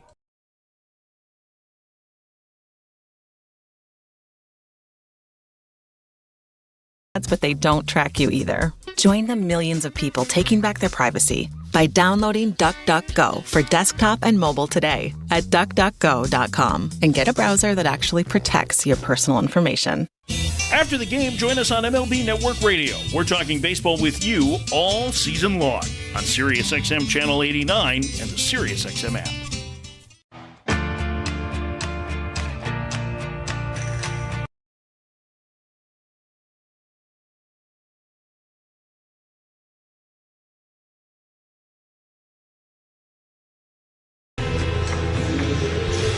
Tanner Bybee taking his final warm-up toss. We've seen some long at-bats. We've seen both teams put pressure on the starting pitcher they are facing tonight, Reese Olson against Tanner Bybee. Like the Tiger pressure that they put on Bybee, some good at-bats in the first two innings. Just the one run, kind of ran themselves out of the inning last inning, but bases loaded, 2 outs. Kind of settled for one. It seems important right here to build on that rally last inning. Parker Meadows will lead off. Daniela, you had a nice chat with Parker today just about the quality of the at-bats the Tigers have been putting together. Yeah, and this young team, which has been a story since the end of the regular season leading through the playoffs, just no experience with the intensity and the magnified at-bats in the postseason. First pitch to Meadows, breaking ball fouled straight back, strike one. And he said what this team has done throughout the postseason and leading into it has been celebrating some of the small things that don't always look so magnificent on the score sheet, right? So if a guy grounds out but he advances the runner, they celebrate that like it's a home run. Ground ball to second base, down to a knee to field it. The Gold Glover Jimenez flips to Naylor. 1 up, 1 down, third inning. Meadows grounds out. And especially in this series, that's a lot of what we've seen from the Tigers, getting the leadoff man on, getting a guy on base, able to advance them to second, then a single, then a sac fly like we just saw from Trey Sweeney, the way that they're able to manufacture the runs. And yeah, it's been impressive for a team that's this young. It really is. And, you either got to hit them over the fence or manufacture them. Those are your options, and they're doing a good job. Taking some walks. They can just score in a lot of different ways, and they put it on display this postseason. Carpenter batting, first pitch away.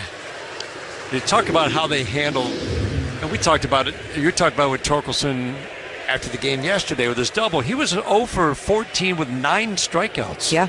Going into that at bat. The 1-0 to Carpenter, swing and a miss. Woo, way out ahead of a changeup. 1 ball, 1 strike. How you handle, because those numbers get so magnified, just tuning that out. Yeah, at some point it's like you have to realize that the only at-bat that matters is the one that you're currently in. In the postseason, that's the truest of all. The guy who's 0 for 20 can hit the big hit to win the game. So nobody remembers how 0 for you were if you get a big hit in the postseason. And so you really just don't pay attention to it or try not to. Swing and a miss. And it's so varied. Like there's no rhyme or reason. You see the guys who are the best in the league all year long have terrible postseasons. And you see guys who are just kind of limping through the season have huge postseasons. So it's like what pitches guys get matters. They're going to pitch your best hitters really tough. The 1-2, check swing foul out of play, well back third base side. 1-1 tie. We're in the bottom of the third. You don't get a run from what you struggled with during the season. Like the scouting reports are as good as they're going to be. You've played 162 games. You have 300, 400, 500 at-bats. These teams know what you're capable of and what you're not. Carpenter waiting on a 1-2, struck out on a high fastball first time up. Bobby into his motion, the pitch, check swing. Did he go? Yes, he did. That was a curveball in the dirt. Naylor will throw it down to his brother, Bowden, not to Josh to complete the strikeout. Carpenter strikes out for the second time. Fastball up, curveball down this time. The only 2 strikeouts for Tanner Bybee. But that's a good point. I mean, you very much in the postseason, if it's a long stretch of unproductive at-bats in the regular season, all right, I got a couple of hits in this game in August. That's great. But you do that in the postseason, you can deliver a win. That means all the difference. Fastball up and in. Vierling raises his hands up out of the way. Strike 1. Dan, I think it's interesting you bring up Spencer Torkelson, too, because Matt Vierling specifically referenced Spencer Torkelson in his at-bat in Game 2 in Cleveland that ultimately led to the home run. Strike 1, swinging a foul out of play. And I believe it was a walk. I'd have to go back and check. Yeah, but I believe he draws a walk, and that sets up that entire inning, and that's something that his teammates are seeing, right? It may not, look that great on the score sheet. He just drew a walk, but they remember that, and they'll always remember that. Yeah, that set up the dramatics. Yeah. For Andy Ibanez. The 0-2. Slider. Ooh-wee. Tanner Bybee was walking it off. He wanted it.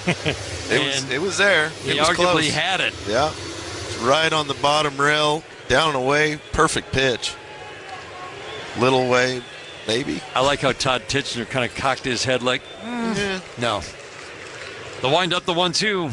Ground ball to short. Roki 0-2 is left field's a knee-high bounce, flips it over to Naylor in a 1-2-3 third inning after the Tigers had made Tanner Bybee work hard through the first 2. We head to the 4th inning.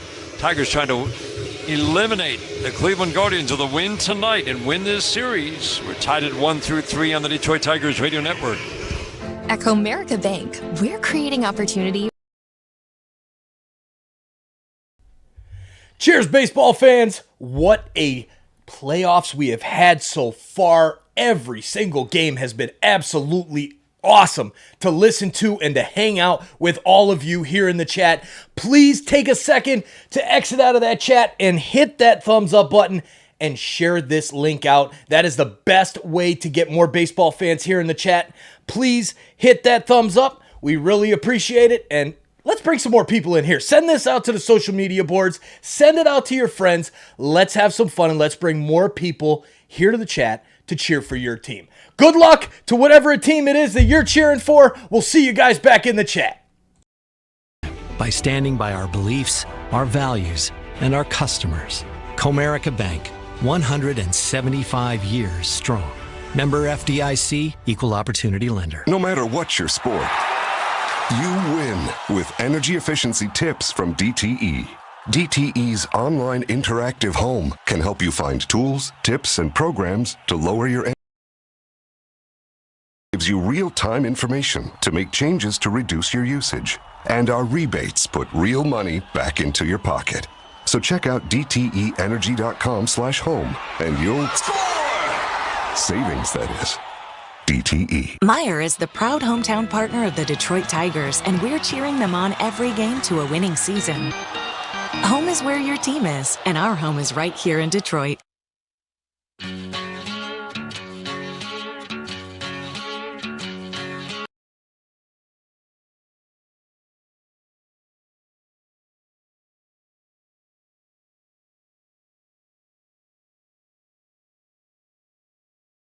The order, Jimenez, Naylor, Rocchio. This part of the lineup struck out Jimenez, struck out Bo Naylor in the second inning. Rocchio drew a walk.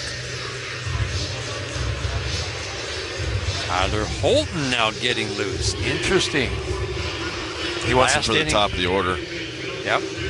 Third inning belonged to Gunther. Had Olsen. I think if Olsen hadn't gotten Brennan, he was going Jimenez, Naylor. He was going to go to Gunther, right? Yep. Because all he would need is one out there. Yep. And then he wants, probably, I would imagine he wants Holton for Quan. 1 through 4. Yep. And it'll be mix and match time. But if Tyler Holton is up and throwing now, I think that is exactly the plan. Andres Jimenez, left-handed batter, tries to bunt his way on a power bunt. Torkelson over. He's going to make the catch. Wow, you really have to try to get that kind of contact on a bunt attempt. That went 45 feet, 50 feet in the air, and that allowed Torkelson to run underneath it. 1 pitch, 1 out, 4th inning. Thank you.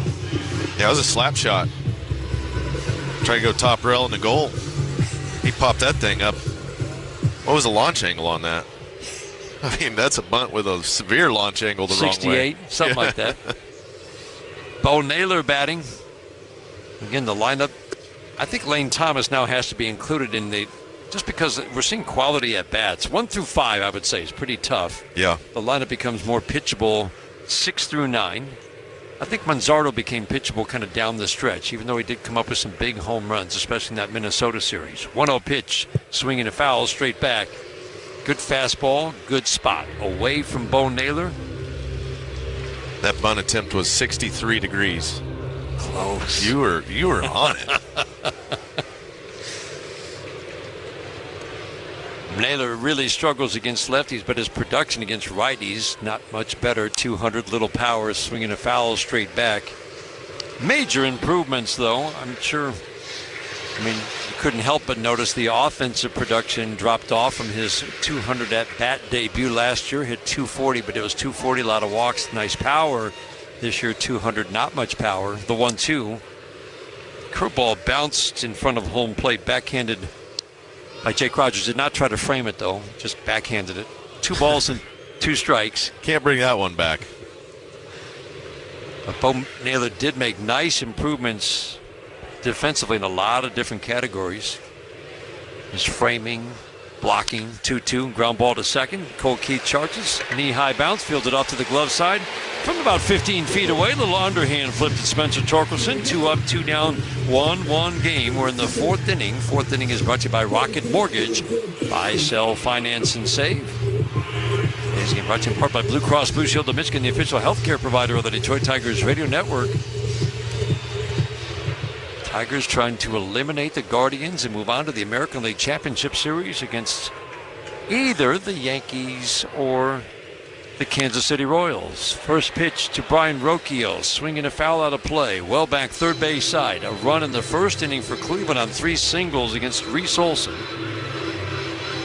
Tigers scored bases loaded. Nobody out in the 2nd. Big opportunity. Walk, single, walk, sacrifice, fly. And that's all they got out of the big threat. Strike 1 fastball up. Reese done a nice job limiting damage by keeping the ball down. They got 5 hits, but nothing really of the extra base variety. McKinstry even the base at third, rest of the infield back to 1-1, swinging a foul to the screen. And again, that's what was so impressive about this Tigers pitching staff. From August the 3rd, it was more than 50 games to the end of the season, a 2.75 ERA. Opponents at 200 and slugging percentage barely 300. The 1-2, swinging a line drive to right field, hit it hard, veering back, couple of steps, turns, makes a catch. Right where the wall angles out in right field. Another good swing from Brian Rocchio. He's a pain, but it's the 3rd out of the 4th inning. That might be the end of the day for Reese Olson. In the end, he limits the damage to a single run in the 1st. We go to the bottom of the 4th inning, 1-1 game. This is the home of Detroit Tigers baseball presented. Nobody gets you ready for the NBA season like Sirius XM NBA Radio. Already you can tell that's going to be a fun team to watch. This is someone who is ready for the bright lights. Our experts are weighing in on the playoff hopes of your favorite team. Defensively, they have 0 weaknesses. Hear conversations with the biggest stars in the game. Talking to the one and only Steph Curry. Talk with Jason Tatum of the Boston Celtics. Anthony Edwards. I want to compete at the highest level. We're previewing the season all this week on NBA Radio, Channel 86 in the car, and on the all-new Sirius XM app. Sirius XM has everything a college football fan needs. He's in trouble, and down he goes. The ball comes out. All the big games are on the Sirius XM app. Down the sidelines midfield. It's a race. Picking them up, putting them down. Plus, hear daily in-depth analysis on College Sports Radio, Channel 84. There's not a lot of holes or weaknesses on that football team, and they've got the goods where you want to have the goods for a championship caliber roster. Our experts get you ready for game day every day on Sirius XM and the Sirius XM app. This is John Paul Morosi. On the new SiriusXM original podcast, The Road to Cooperstown, I sit down with Hall of Famer Mariano Rivera. John, I used to go to bed crying because I couldn't communicate. That frustrated me so bad that I said, you know what, this cannot happen anymore. I have to learn the language. The Road to Cooperstown airs Saturday at 9 a.m. Eastern on MLB Network Radio, SiriusXM 89, and the all-new SiriusXM app. New episodes drop every Tuesday wherever you get your podcasts. 24/7, 365 coverage of all things NASCAR. All things NASCAR happens exclusively on SiriusXM NASCAR Radio, Channel 90. Yes. Riley Green will lead off for the Tigers. We're in the fourth inning at packed Comerica Park. Hoping to be in baseball this year because of where they came from. Reaching mid-August, 8 games below the 500 mark, a 31-11 finish with a roster that has 12 rookies on it. And they are one win away from advancing to the American League Championship Series. Riley Green, first pitch, slider at the belt, strike one. Green, Keith, Torkelson here in the fourth inning. Fly ball to left field, first time up for Green. Left side of the infield shifts to the right, but not severely on Green. They know he can use all fields. Breaking ball outside. 1 ball, 1 strike. This is kind of like the start in Cleveland where Bybee had to pitch out of trouble. 3 of the 5 innings, runners in scoring position. The 1-1. Backdoors him with a perfect 88-mile-an-hour slider. 1 ball, 2 strikes. Yeah, he's been hitting some spots. This Guardians outfield is playing very deep on all Tiger hitters. The 1-2. Swinging a line drive, base hit, 1 hop off the dirt into center field. Thomas will come in and field it. Leadoff single for Green here in the fourth. Nice job by Riley. No good pitches to hit. It's 96 up, right at the belt. Gets on top of it, drives it through the middle. And that's what you got to do. I mean, in postseason baseball, they're not just going to put it on a platter. These at-bats are tough, especially for guys like Riley when, you know, the better hitters on the team tend to get pitched very tough in the postseason. Kind of take what they give you. Yeah, I mean, who are they targeting today? Carpenter and Green probably especially, right? Absolutely. Don't let those guys beat you is what they're saying. Keith takes a fastball up. That's what Green saw early in the year when he faced Cleveland. Most games he didn't have much around him. There wasn't a Kerry Carpenter around or Parker Meadows. Really most of the guys who are around him now. And the Guardians pitch him very tough. The 1-0 to Cole Keith. Paints the black with a fastball away. 1 ball, 1 strike. Ramirez deep and off the line at third. Bullpen gets busy. Cade Smith, who gets the call every game, is up and throwing. And the Guardians bullpen, the outfield plays Keith to go the opposite way just slightly, pretty deep on him. The 1-1, half cut. That was a funky swing on a fastball away. Well, I mean, you know, Colt's been standing up there. He got a 3-1 changeup below the zone. He walked last time. Hasn't seen anything over the plate. Eventually, you're like, man, he's got to come in here. You get a little antsy. You want to swing. You want to play some baseball, do some damage, and he just keeps throwing it just out of the zone, just out of the zone. 1-2 swing and a tap foul. Same pitch. Just got a piece of it to extend the at-bat. Those pitchers, they want to take advantage of your anxiousness, especially at this level. Because, I mean, in these situations, you're in front of 44,000. You want to show everybody what you got, show them where you come from. And they don't throw you the pitches that you need to be able to do that. Eventually, you're going to be like, well, I can hit that one. See if he can take one to left field. The 1-2. Way inside, big miss. Naylor was setting up away. Changeup was pulled down and in. 1-1 game. We're in the bottom of the fourth inning. Torkelson waiting on deck. Singled his first time up.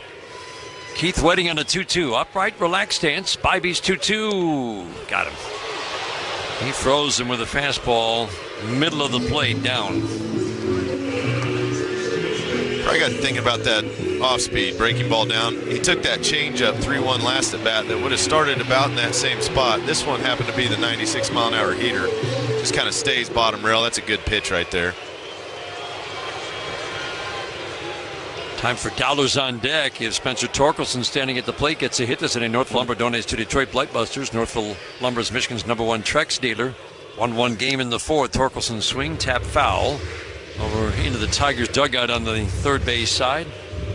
6-pitch battle first time up. Torkelson flared a single into center field, right over second base.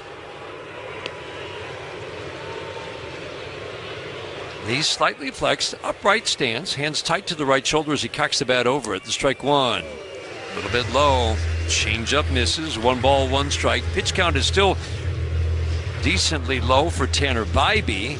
58 pitches. Pitch counts brought to you by Tiger Law. All they do is win.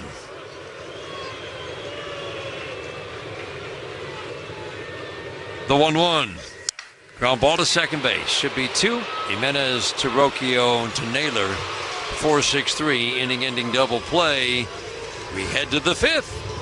1-1 game. Reese Olson got the handshake. Tyler Holton will be coming on. 1-1 after 4 on the Detroit Tigers Radio Network. Detroit baseball is back in the playoffs. And at Ford, we understand what it takes to achieve greatness. It takes consistency, confidence, and the agility to go the distance. And we're the truck that matches Detroit baseball energy. Because an all-star team needs an all-star truck. Finish your season off strong in a built Ford Tough F-150. Only from your neighborhood Michigan Ford dealer. Hate's a strong word, but if you bought your home or refinanced in the last few years, you probably don't love your monthly mortgage payment. Well, rates have finally dropped and refis are back, so don't wait. Hey, you. Yeah, I'm talking to you, the one that's listening to the MLB playoffs with us. Thank you so much for hanging out with us. Please take a second to hit that subscribe button. Have you not subscribed yet? You're listening to all these MLB playoff games. Look at all the people that we have here in the chat. Please take a second and hit that subscribe button to help our Toronto sports community grow so we can continue to bring more and more sports out to you, the fans. Thank you again so much for being here. We really appreciate you helping this community grow. Now let's get back to the baseball. Good luck to your team. Let's have a great time and keep it classy in the chat. Cheers, everybody.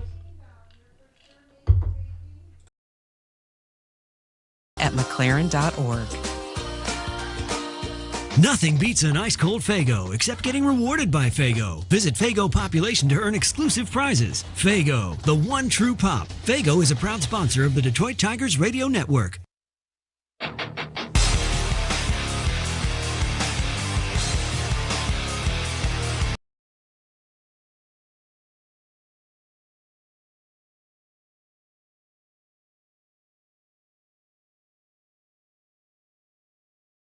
Think forward. And when A.J. Hinch talks about pitching chaos, it just means you never know who you're going to see when. The guy who closed out the game yesterday might be needed in the 5th inning the next day. And that's exactly what we were seeing with Tyler Holton taking the mound in the 5th inning, because for A.J. Hinch at this moment, these are the most important batters for Tyler Holton to get. Top of the order. Putting your best against their best. Think of Bo Brisky when he came into that game yesterday. 5th, 6th, first batter of the 7th. Yep.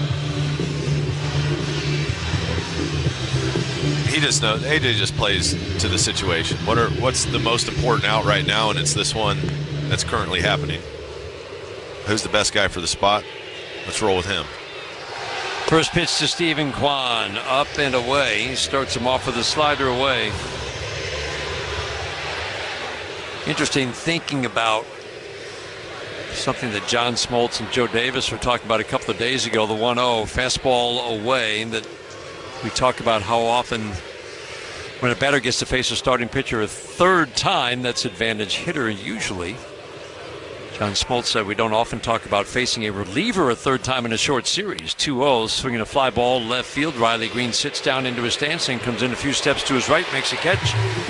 Stephen Kwan, soft fly ball to left.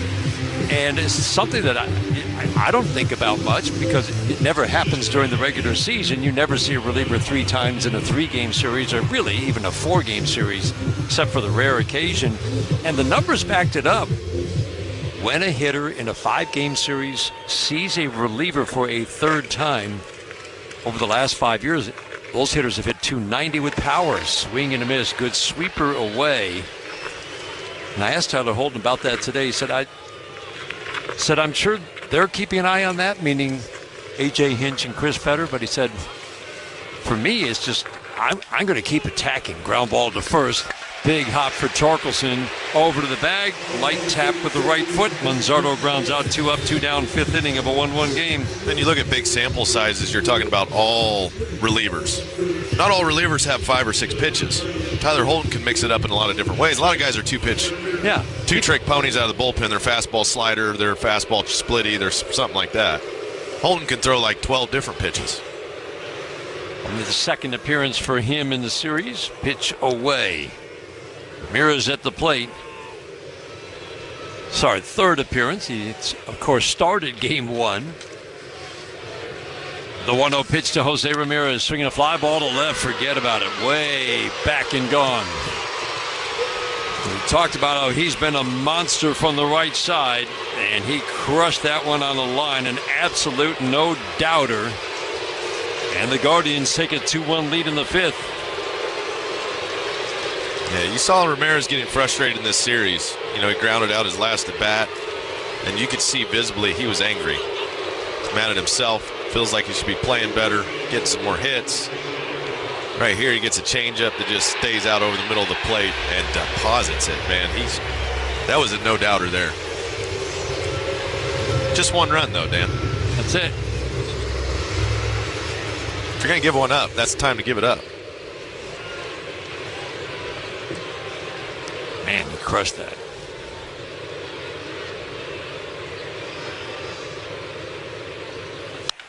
Naylor swings and lines one foul.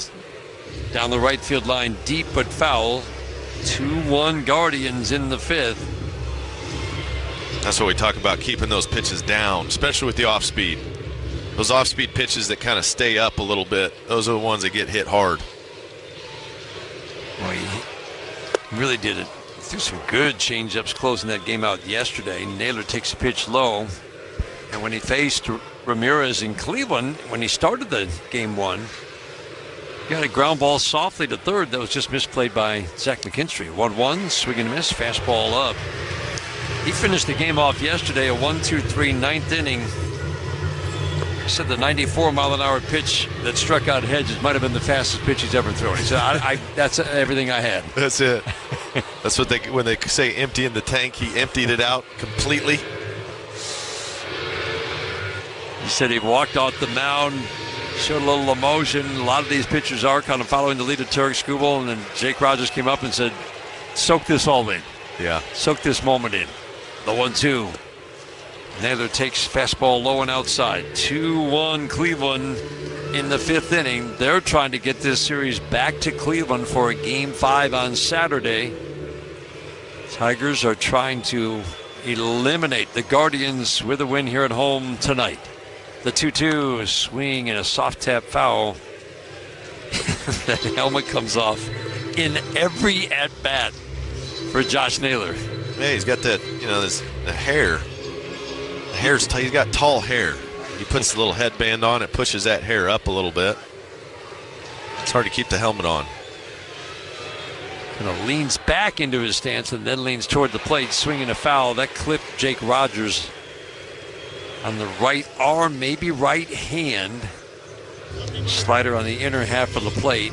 Jake's going to need a moment. Josh Naylor leans in. Checks on him real quick. Replay shows no. Like left wrist, forearm area, maybe. Just off the base of the glove. The way he reacted, I thought maybe off the bare hand. Brennan Hannafy getting loose in the Tigers bullpen. The 2-2. Low and away. Sweeping breaking ball away.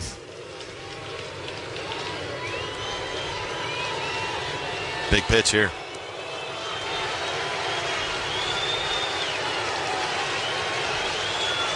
Stayed down. Holton sets 3-2. Ground ball shattered bat to second base. Knee-high bounce for Keith. He'll field and flip to Spencer Torkelson. 8-pitch battle won in the end by Tyler Holton. Jose Ramirez with a home run. And the Guardians take the lead. And at the bottom of the fifth inning, 2-1 Cleveland. This is the home of Detroit Tigers baseball, presented by Meyer. Now through November 1st, SiriusXM is giving away a pair of tickets to every MLB postseason game through the World Series. Listen to MLB Network Radio for the clues and be the first caller to correctly name the postseason hero, and you'll receive a pair of tickets to an MLB postseason game. MLB Network Radio has your chance to win on SiriusXM 89 and the all-new SiriusXM app. No transportation will be included in connection with these prizes. For full contest information and official rules, visit SiriusXM.com/MLB postseason heroes. No purchase necessary. Open only to current SiriusXM subscribers prior to September 22nd. Must be a U.S. resident over the age of 18. In season or out of season, the number one place for college sports is SiriusXM College Sports Radio, Channel 84.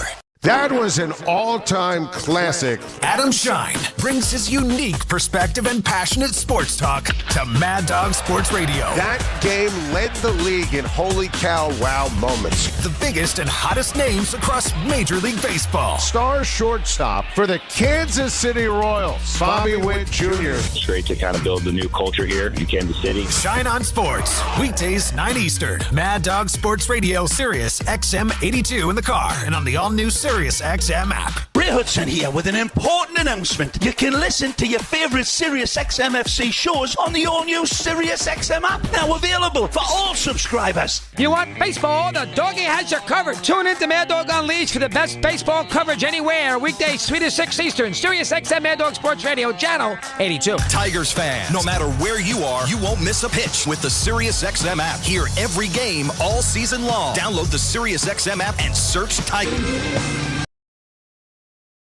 What's up, baseball fans? How's the game going for your team? A lot of fun here in the chat. Thank you so much for hanging out with us. Please let us know in the chat where you're watching from. Let us know how far our reach is in this world. Where are you watching this game from here on Toronto Sports Insider? Thanks for hanging out with us. Now hit that like button, share it out to your friends, and let's get back to the baseball. Woo! Let's have some fun.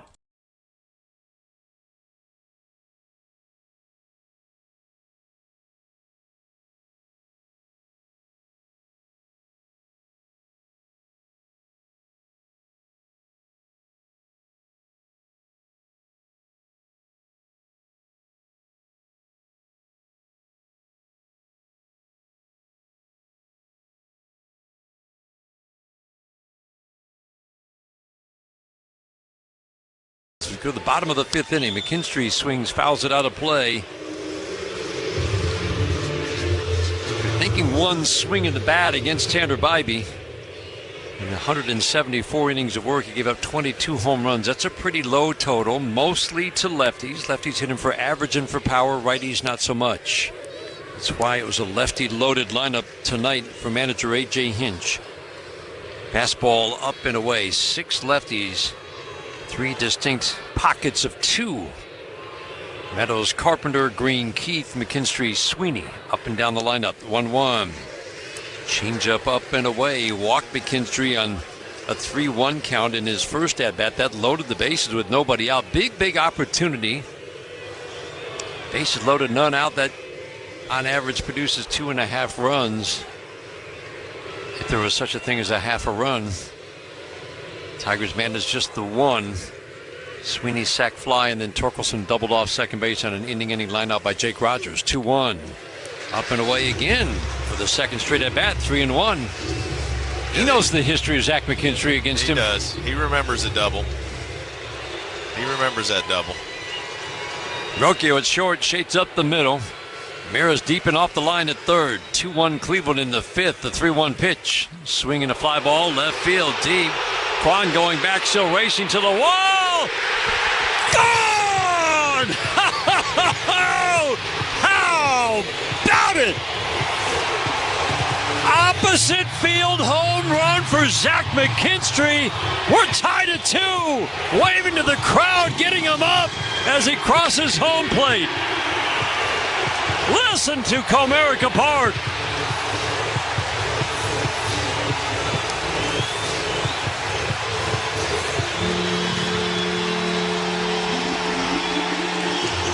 How about it? McKinstry goes 3-1. Oppo Taco. He hammered that ball. This is why this team's so fun, Dan. Like, whenever you think you've seen it all, you see more. There's more in the tank. There's more in the tank. That ball's up and away about 94 mile an hour, and McKinstry just unloads with everything he's got. Give it everything you got. I loved his reaction. Crossing home plate. Man, oh man. We're going to keep it right here for this pitching change because this place has come alive. And you just don't know who's going to deliver the big hit today. McKinstry was in the lineup because A.J. Hinch liked his at-bats against Bybee in Game 1 of this series and in his career and a couple of other starts. Those were back in July. Just making big moments. I mean, the opposite field power, Zach McKinstry obviously doesn't have as much opposite field power as other guys in the big leagues. He's hit a lot of fly balls that way this year that haven't quite made it out. He was a little more juiced up. That's the postseason power right there. That postseason power. That ball dies on the track in August, right? Yeah, it does. It just can't quite get there, but the adrenaline's up. It's a 3-1 count. He saw Ramirez hit the home run. Didn't like the way he slammed the bat down, gave him a little more extra oomph behind that. And when he rounded third and is headed home, he was jumping up and down. Cade Smith makes his 4th appearance in 4 games of this series. I would like to say that the Tigers look like they're on the verge of getting to Cade Smith, but man, this guy has been money. Well, he threw about 2 innings down there in the bullpen. He threw 82 pitches in the bullpen. Now he's got to come out and throw some more. But yeah, he's been really good. Got a good fastball, split finger, sweeper. This is a guy you got to get to his heater. He's going to throw that 4-seam, and he's going to throw it in there with authority. He'll run it up there 96, 97 mile an hour. Game tied 2-2 in the 5th inning. Trey Sweeney at the plate, the chance of let's go Tigers. Fastball at the belt, strike 1. Sacrifice fly off of Bybee. Back in the 2nd inning, tied the game at 1. Strike 1. Wow. Went off the glove of Naylor, through the legs of home plate umpire Todd Tichenor. I'm not sure anybody saw that pitch. It was a perfect strike 2. Invisible. It goes on the screen as a ball because I don't think Todd Tichenor ever saw it. Swing and a miss. So instead of a strikeout, Sweeney still has life. Yeah, you see Cade Smith's fastball. He's kind of like the Will Vest for the Tigers. Here it is. He'll come at you with that heater, and that thing's 4-seam, firm, and it's like one of those pitches you just swing under it. You just miss under it. You just miss under it. 1-2, swing and a miss, and then he can pair it with that, a wicked splitter. 88 that dives right at home plate. Smith only appeared for 1 batter yesterday. It was for Jake Rogers. So again, let's start to test this theory. Not theory, backed up by actual numbers. When you get to face a hitter multiple times in a short series, advantage hitter for Jake Rogers. He is facing Smith. Looking back at the last games he appeared, I believe this is just the 2nd time he has faced him. Fastball low and outside.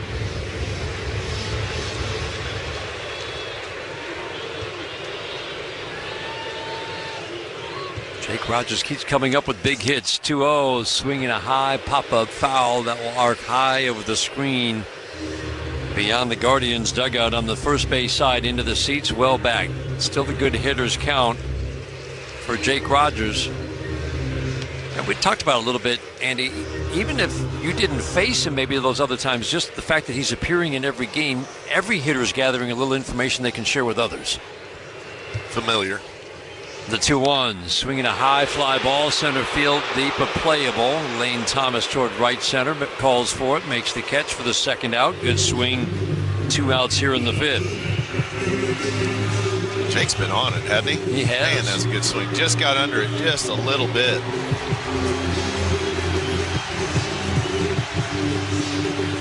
Parker Meadows strides to the plate, kind of skips through that right-handed batter's box in front of the catcher over into the left-handed batter's box before he settles in. Windmills that bat around once, twice, extends the hands away from the left shoulder as he cocks the bat over it. Splitter, first pitch, low, ball one. 1 for 2 for Meadows. This postseason career has started with hits in all 6 games. Swinging a foul to the screen. Powered him in with the fastball. It's a pretty potent 1-2 punch. He's also got a slider that can be wicked. Smith's a big guy, works toward the third base side of the rubber. Infield back except for Ramirez. Meadows swings, lines one deep and foul. Well foul down the third base line. 96-mile-an-hour fastball. A little bit late. Outfield deep all around. Quan in left, Thomas in center. Brennan's in right field tonight. Rocchio, the shortstop, shades up the middle. The 1-2. Swing and a pop foul out of play. That ball's a little lower than Naylor wanted. But again, it's what you talk about, that riding action. You're just underneath it a lot. Meadows waiting on another 1-2. Buries the splitter down and away. Carpenter waiting on deck.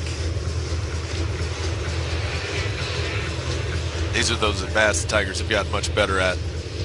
It's 2 strikes, keep battling pitches, work the count. The pitch, a little bit low. Splitter misses, 3-2. If you can get it back 3-2, you got a chance. He might leave something over the plate. Smith generally will not walk you. The 3-2 is swinging a high fly ball to center. Fairly deep, but Lane Thomas will move toward left center, settle under it and make the catch. 2 high fly balls to end the inning. But the McKinstry opposite field home run ties the game. We head to the 6th inning in a 2-2 game on the Detroit Tigers Radio Network, presented by Meijer. At Comerica Bank, we're creating opportunity for small businesses to make it big. Big like hearing your small business featured in a radio ad for free, or getting free sports tickets to entertain a client. Comerica Bank brings big perks like these and more to every small business customer. To learn how opportunity happens here, visit comerica.com/prosper. Member FDIC Equal Opportunity Lender. Offers available to Comerica small business customers only. Terms apply. For 175 years, Comerica has thrived through every rise and fall. We've lived through triumphs and turmoil, witnessed every advance, and survived every setback.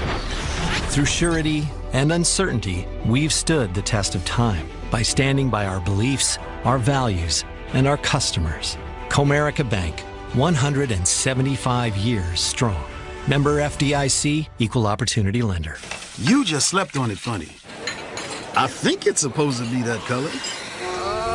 It's probably just something you ate. That'll clear right up with some aloe. Some chicken soup will have you back on your feet in no time. Not sure. But Mom will probably know. Don't rely on guesswork. For 85 years, Blue Cross has been providing Michiganders with access to the care and resources they need, and will be ready to help for the next 85 years. Northville Lumber is Michigan's Trex decking leader in the official lumber yard of the Detroit Tigers Radio Network. NorthvilleLumber.com. Tigers and Guardians, Game 4 of the American League Division Series. Tigers trying to move on to the American League Championship Series with a win. Guardians hoping to get it back to a Game 5 in Cleveland Saturday with a win here tonight. Our 5th inning today was brought to you by Figer Law. All they do is win. Constructing the Future is brought to you by the D Las Vegas. Book your stay now at the D.com. Menez. I think Brennan might get lifted for a pinch hitter. Outfield deep all around on Lane Thomas. First pitch. Dots the outside corner with a cutter. That is his pitch. Can backdoor right-handed batter with it. He can go in with it. Works middle of the rubber. Bullpen MVP the last 2 years for the Tigers. Ground ball foul down the third baseline. 1 ball, 1 strike.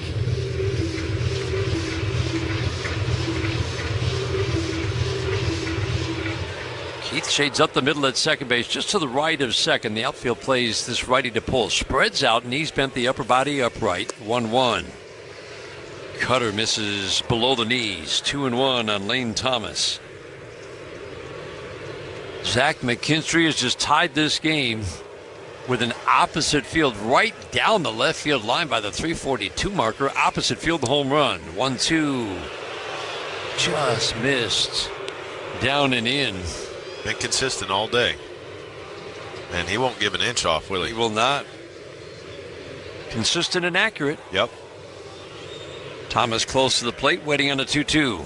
On the way, swing and a pop-up to right field, shallow. Matt Vierling will come in, make the easy grab. That was a mile high. Thomas, soft fly ball out to start the 6th inning. Brennan Hannafy throwing in the Tigers bullpen. He was up last inning. 2 lefties coming up for the Guardians, and you would think this is his inning right through Bo Naylor. They won't pinch hit for Jimenez, and unlikely they'll pinch hit for Bo Naylor. Sweeper moves Brennan off the plate. And this is where a lefty is really an effective choice for manager A.J. Hinch. These lefties struggle against lefties. Fastball a little bit low. That's a great job of Jake Rogers trying to make it a strike, but it's a little bit low. McKinstry's in tight at third, right up to the edge of the cutout. Rest of the infield back. The outfield plays his lefty to go the opposite way. The 2-0, swinging a line drive. Caught by Tyler Holton. Finished his motion. The ball was coming to him. He's like, you know what? I think that's going to go right into my glove. Easy day. He didn't even, that was the smoothest thing I've seen in a while. It's a little kind of in on the hands, little line drive. Just barely has to stab it at the very end. Look at the funky action of the ball off the bat. Wasn't hit hard, but you can definitely mess that up. Swing and a miss on a sinker low and away. You think it's hit harder, you can close your glove, you can box it. Nice job. The strike one to Jimenez. Check swing. Did he go? Absolutely did. No balls, 2 strikes. 6th inning brought to you by the Jack Demmer Automotive Group. Go and discover the Demmer difference. Every Tigers triple this season. Powell Miller gives $300 to select charities. The Miller Law Firm. Lawyers who support the community. 44,000 plus on their feet here at Comerica Park. Holton sets the 0-2. Bounced up to home plate and off the glove of Jake Rogers. Jimenez has struck out. Little pop fly. Had a tough year at the plate. Just 240 against lefties with no power. The 1-2. Swing and a miss. Flat-footed flail and a fastball away. And a strong finish for Tyler Holton. Tigers bat in the bottom of the 6th inning in a 2-2 game, trying to move on, eliminate the Guardians, and move on to the American League Championship Series. 2-2 games to go the bottom of the 6th. This is the home of Detroit Tigers baseball. Take your love of 80s music to the max. For sure. Like totally. With new wave and 80s alternative on First Wave, Channel 33. Feel the noise of spandex, big hair, and big riffs on Hair Nation Channel 39. Come on, feel the noise. Or bounce to hip-hop classics on LL Cool J's Rock the Bells Radio. Channel 43. Listen to all of these and more across SiriusXM and on the SiriusXM app. The new basketball season is around the corner, and SiriusXM NBA Radio is getting you ready by talking to the biggest stars in the game. Joined now by Giannis Antetokounmpo. I want to be able to have a shot at winning it all. Every weeknight until the season starts. Hear a different team's preview show. We've got Kevin Durant sitting down with us. Championship is always the goal. NBA Radio season preview shows. Only on NBA Radio, Channel 86. And for any interviews or previews you missed, hear them on the SiriusXM app. Hey, you. Yeah, I'm talking to you, the one that's listening to the MLB playoffs with us. Thank you so much for hanging out with us. Please take a second to hit that subscribe button. Have you not subscribed yet? You're listening to all these MLB playoff games. Look at all the people that we have here in the chat. Please take a second and hit that subscribe button to help our Toronto sports community grow so we can continue to bring more and more sports out to you, the fans. thank you again so much for being here. We really appreciate you helping this community grow. Now let's get back to the baseball. Good luck to your team. Let's have a great time and keep it classy in the chat. Cheers, everybody.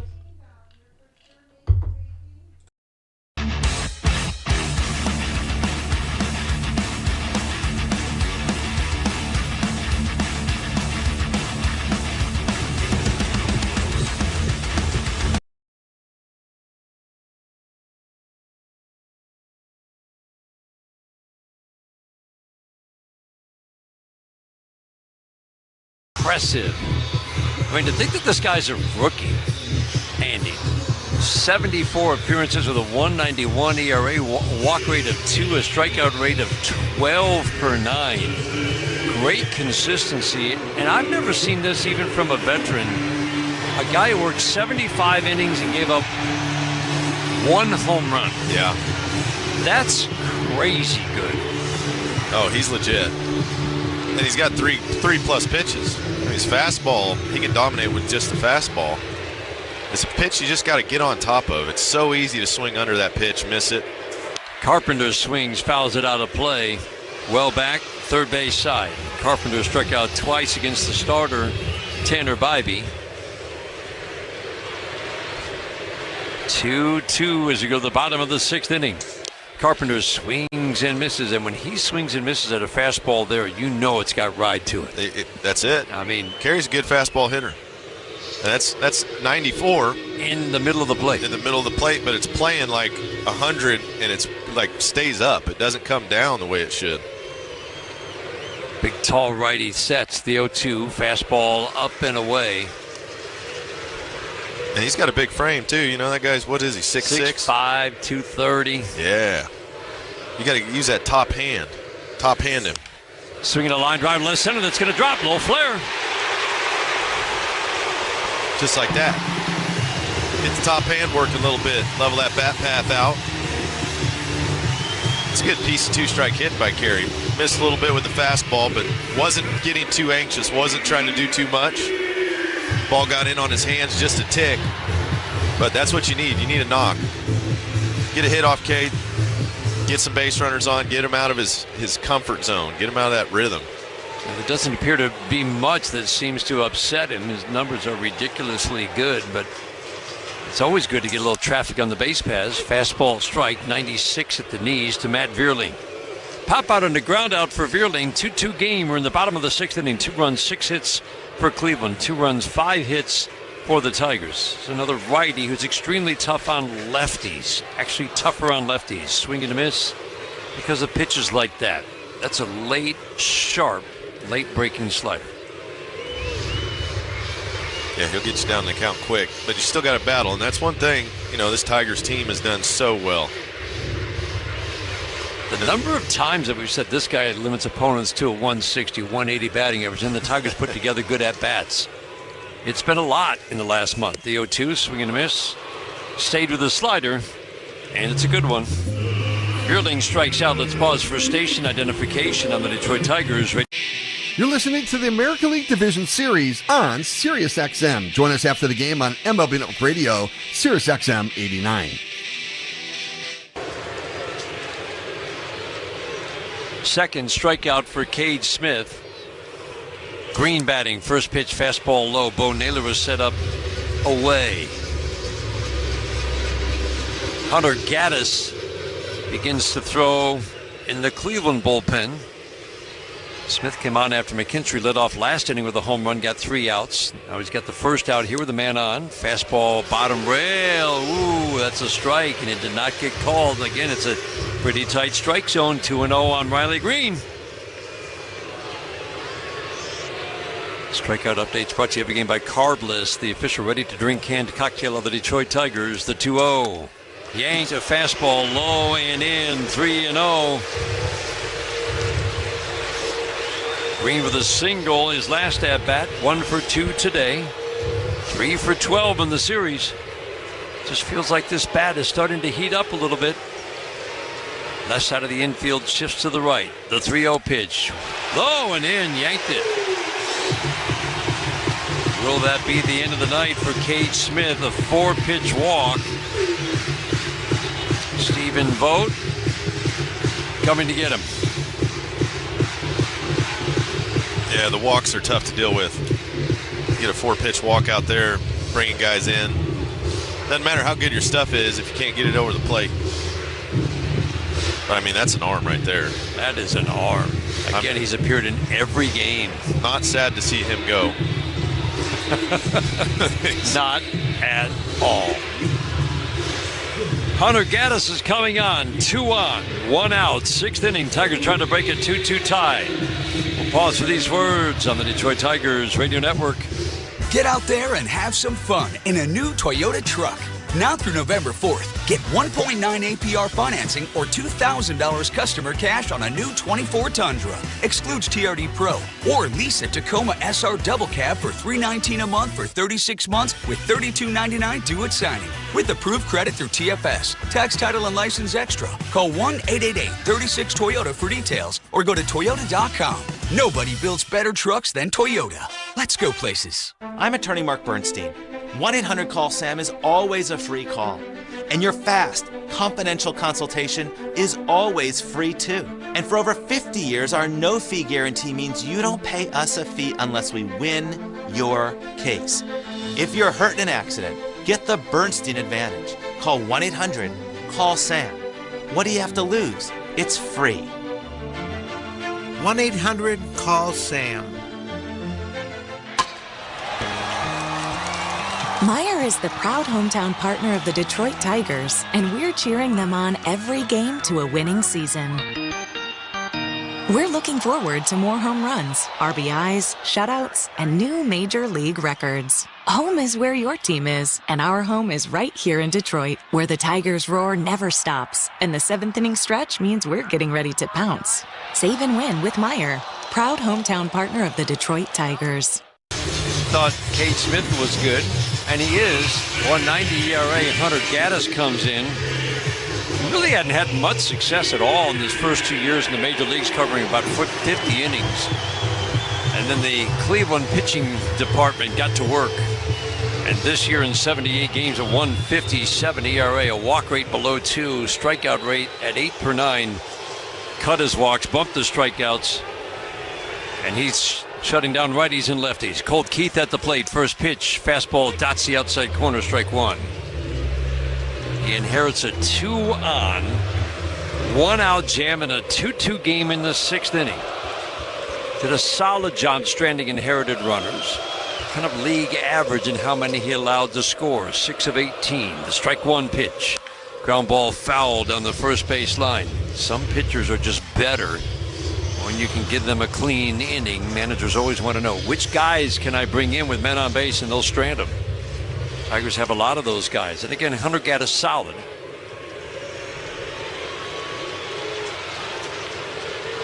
Struck out Colt Keith. And the Tigers 3-0 win in game 2. The 0-2. Fastball misses big, up and away. 1 ball, 2 strikes. You know he likes that slider. He'll throw that slider down and into lefties, get him to swing over it. He'll backdoor it. It's a firm slider. It's like a 90-mile-an-hour slider. Big guy works third base side of the rubber. The 1-2 pitch away. Again, Colt Keith, great swing and a miss.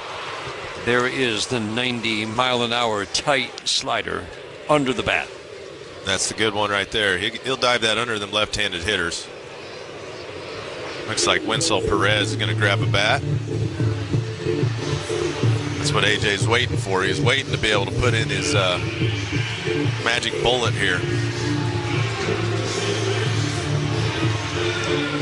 The big debate, he says, for him every game is deciding whether to start Winslow Perez, who can put together a good at-bat at any point in the game, or bring him off the bench. I think he really likes being able to bring him off the bench.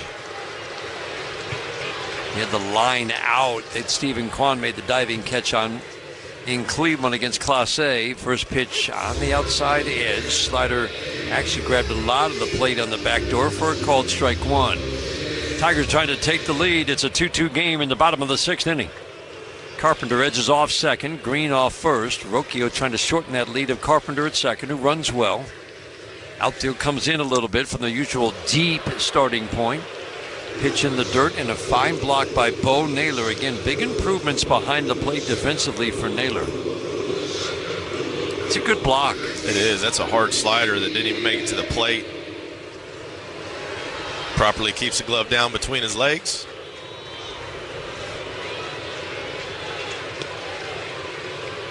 Gaddis places that left foot in front of the right when he sets. Holds the glove at the belt. The 1-1. Swinging a little flare in the left center field. Will it drop? It will! Grounding third, heading home. Carpenter, no throw! Tigers take the lead!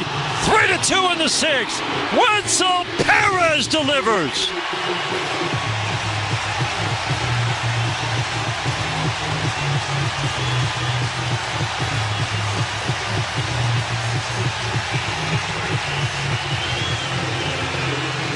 That's just what the doctor ordered there. Gets down to 2 strike. Here he goes, a little slider. Try to go down and in with the slider. Wenzel just goes down into his legs. Doesn't get a lot of it, but plenty of it. Hit them where they ain't, Dan. Hit them where they ain't. What a thing of beauty. The bloop. Over short. McKinstry batting, swing and a miss. Woo, the changeup's at 79. Solid 16, 17 miles an hour, slower than the fastball. Green got over to third on the little flare. 3-2 Tigers in the sixth. The strike one, swing and a foul out of play. Riding fastball 95 above the strike zone. No balls and 2 strikes. McKinstry with a walk. His home run last inning. Incredible. Just out of nowhere. Home run to tie the game. The 0-2 swing and a foul. Slow motion swing and a changeup away. That is a wicked changeup given the separation and speed. Let's go down to Daniela. Daniela, you had a good look at the reaction on that hit.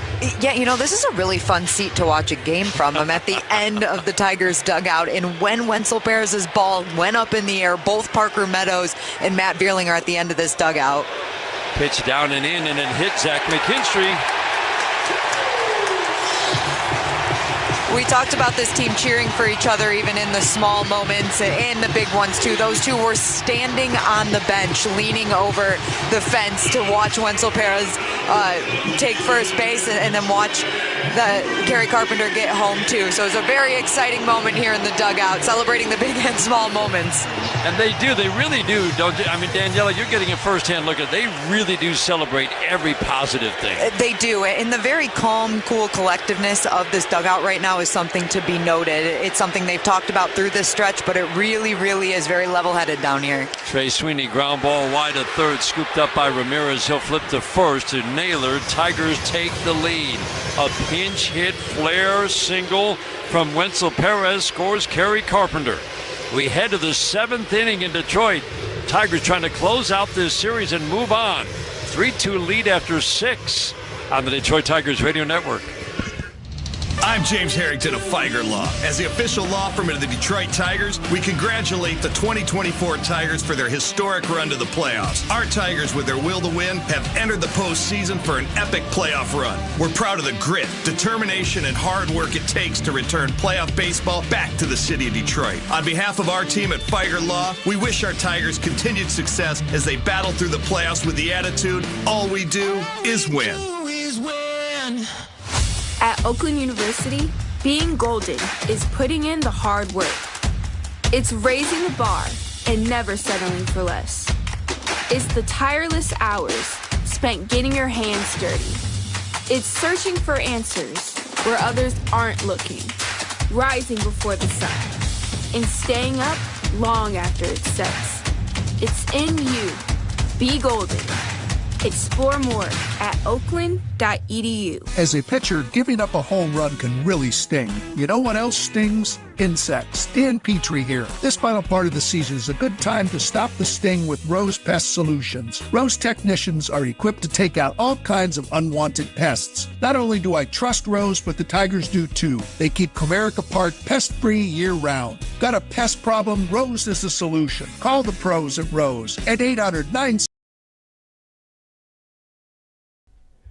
Cheers, baseball fans. What a playoffs we have had so far. every single game has been absolutely awesome to listen to and to hang out with all of you here in the chat. Please take a second to exit out of that chat and hit that thumbs up button and share this link out. That is the best way to get more baseball fans here in the chat.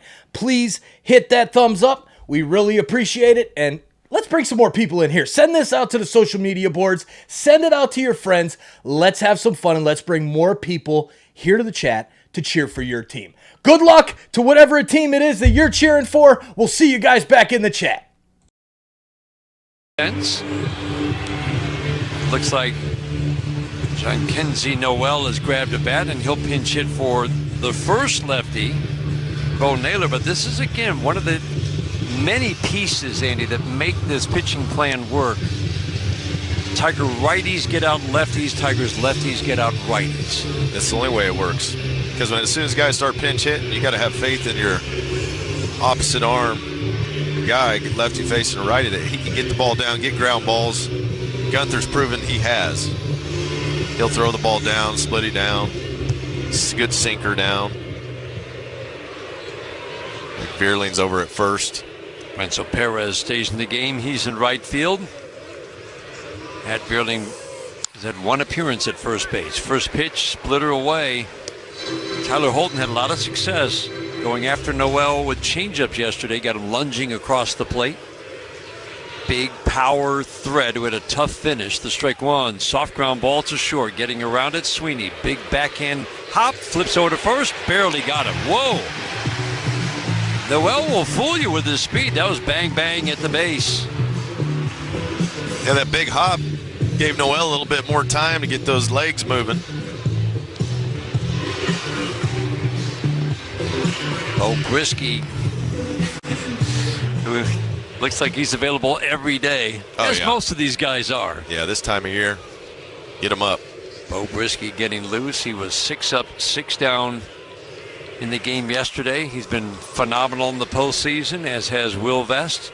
A little flare foul off the bat of Brian Rocchio. It's been kind of a surprisingly tough out. 3 for 10 with a couple of walks, but good swings too. Even some of the outs he's made have been hard hit. Gunther, strike one. Backdoor slider, strike two. 3-2 Tigers are in the 7th inning. 7th inning is brought to you by General RV, Michigan's premier RV dealer for sales, service, and parts.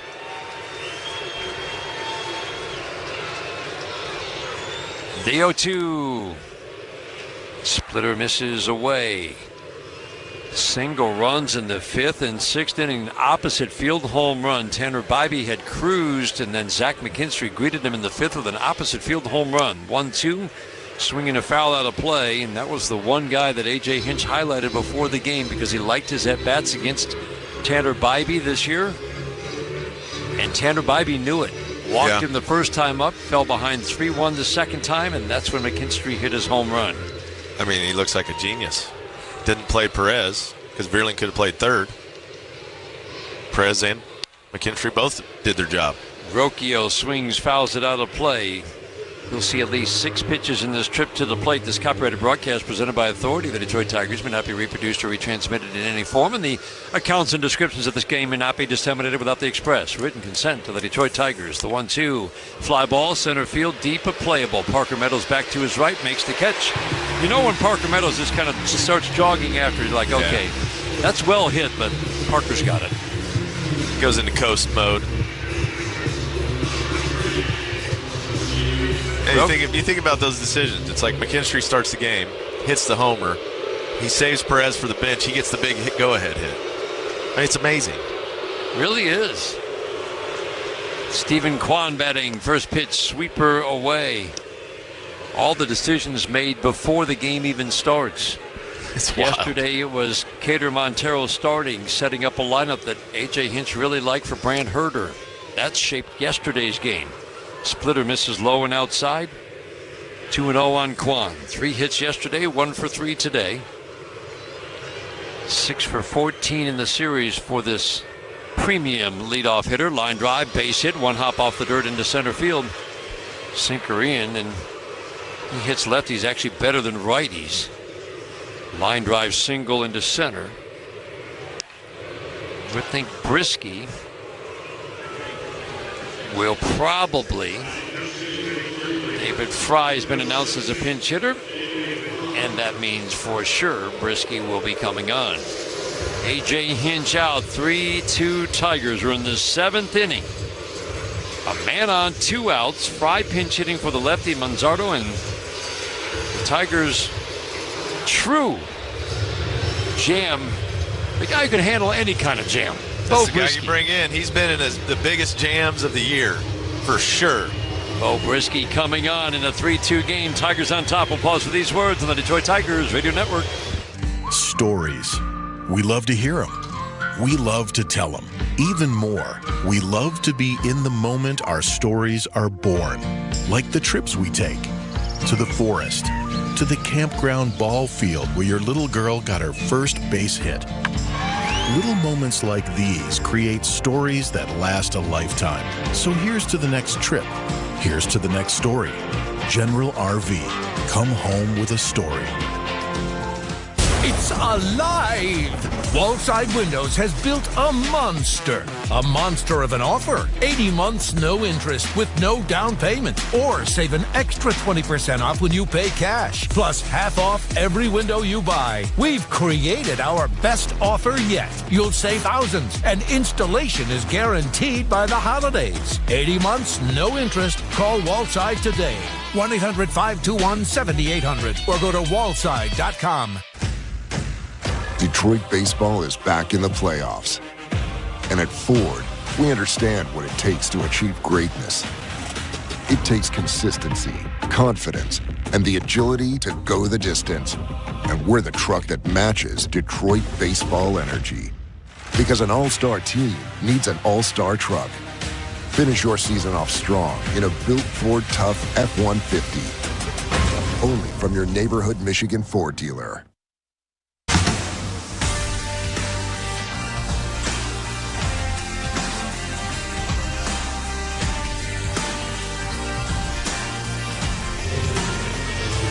Tiger Milestones are brought to you by Wallside Windows, local and family-owned, celebrating 80 years as Michigan's leader in replacement windows. Tigers trying to make it a 5-1 all-time record in Division Series with a win tonight against the Guardians to move on. Cheer you hear in the background, it's the home opener for the Detroit Red Wings. They're showing the Red Wings' first goal of the night. It's quite a night in downtown Detroit. Pitching change brought to you by your Southeast Michigan Ford dealers. Think Ford first. Bo Brisky, so far in the postseason, has worked 5 1/3 no-hit innings, 2 walks and 6 strikeouts, and he's been money since the end of August. Fry was the one victimized by the great catch by Vierling at third yesterday. First pitch fastball on the black inside, strike one.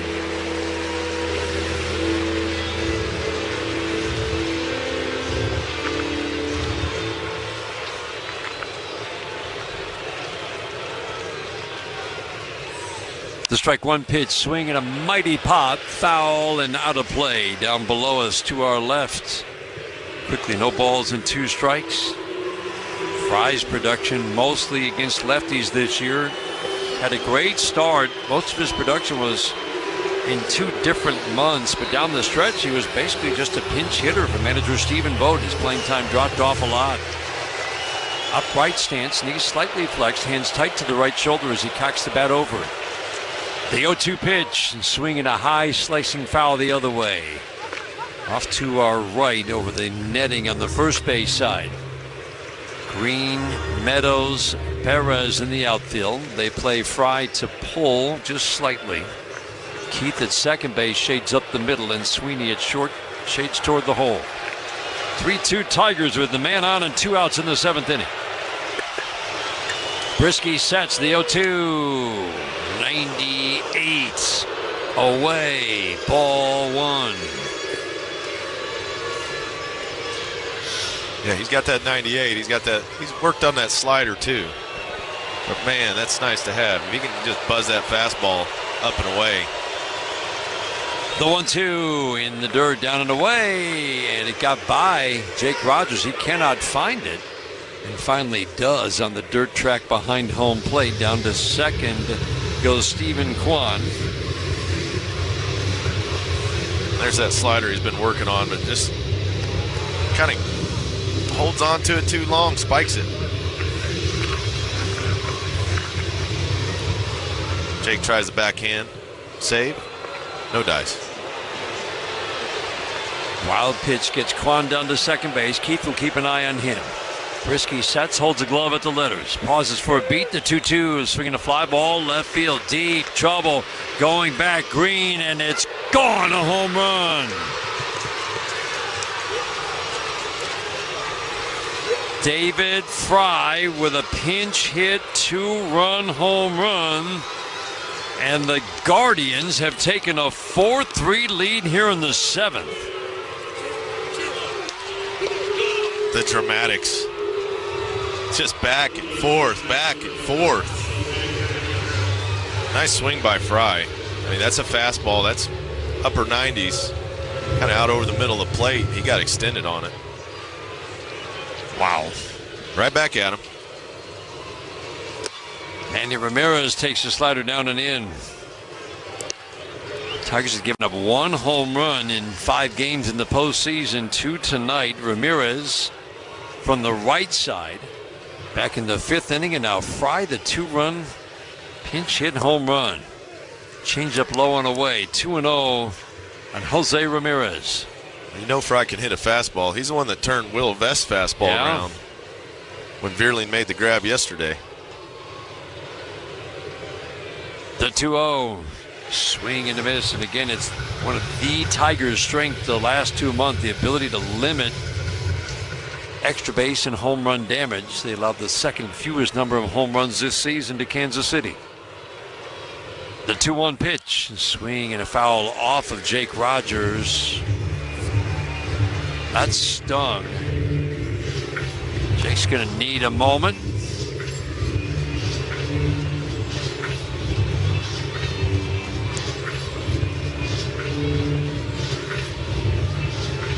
Home plate umpire Todd Titchener didn't need any new balls, but he got several just by a little time.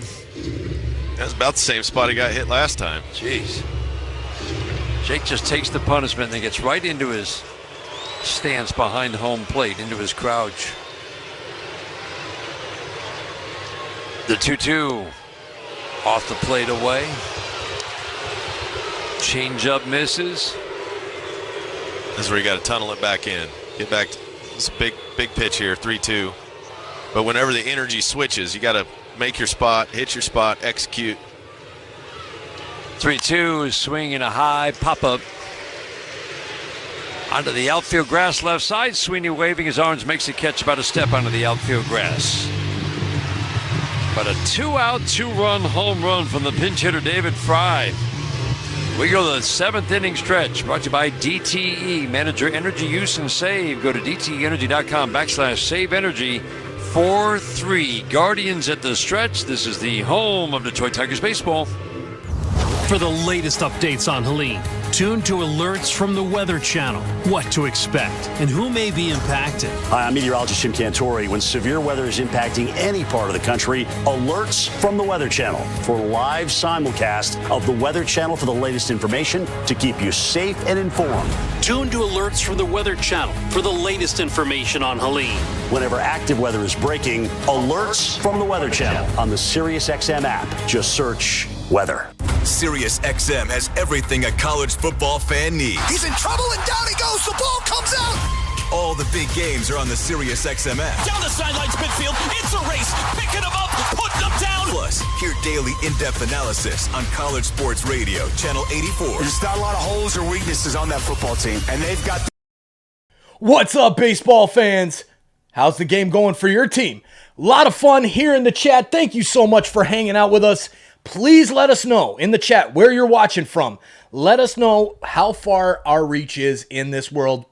Where are you watching this game from here on Toronto Sports Insider? Thanks for hanging out with us. Now hit that like button, share it out to your friends, and let's get back to the baseball. Woo! Let's have some fun. game led the league in holy cow wow moments. The biggest and hottest names across Major League Baseball. Star shortstop for the Kansas City Royals, Bobby Witt Jr. It's great to kind of build the new culture here in Kansas City. Shine on Sports, weekdays 9 Eastern. Mad Dog Sports Radio, Sirius XM 82 in the car and on the all-new Sirius XM app.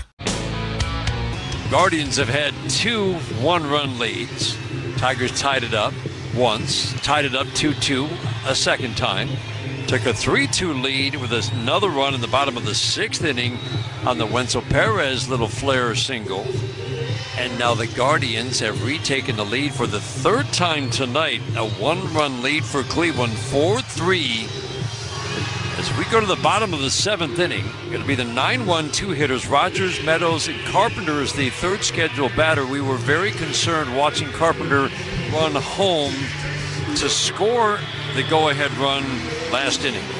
Yeah, he rounded 3rd hard, and as he rounded, he came up. You could see he was pulling up. Looked like something with his left leg, hamstring, ankle, something after he rounded 3rd. Did not feel good. First pitch to Jake Rogers from Hunter Gaddis. Slider, swing and a miss. It's tight. It's 91. It has sharp late break. So we are guessing we'll see a pinch hitter for Carpenter against Hunter Gaddis. The strike 1 to Rogers. Swing and a miss. Stays with the slider. 4-3 Cleveland in the 7th inning. This is what you want. Nobody said it was going to be easy. Postseason baseball is not easy. It's going to be like this at times. 0-2. Rogers sees a 3rd straight slider, low and away. You got to continually just lock back in. Things don't go your way. Energy shifts. You got to lock back in. Next pitch, next at bat. The 1-2. Got him.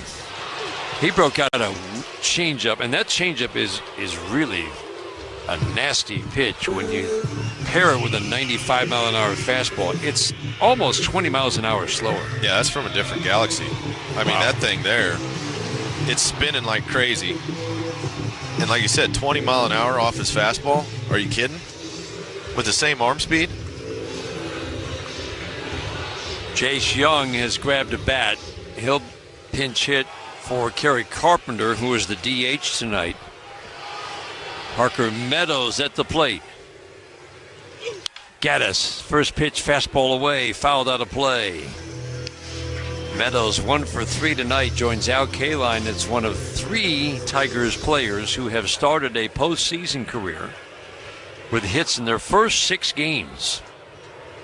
The strike 1, low and in. Charlie Gehringer did it in 7 straight, and of course, when Al Kaline and Charlie Gehringer played, there were no postseason series. It was just you went to the World Series if you won the American League. The 1-1 on the back door with a perfect slider.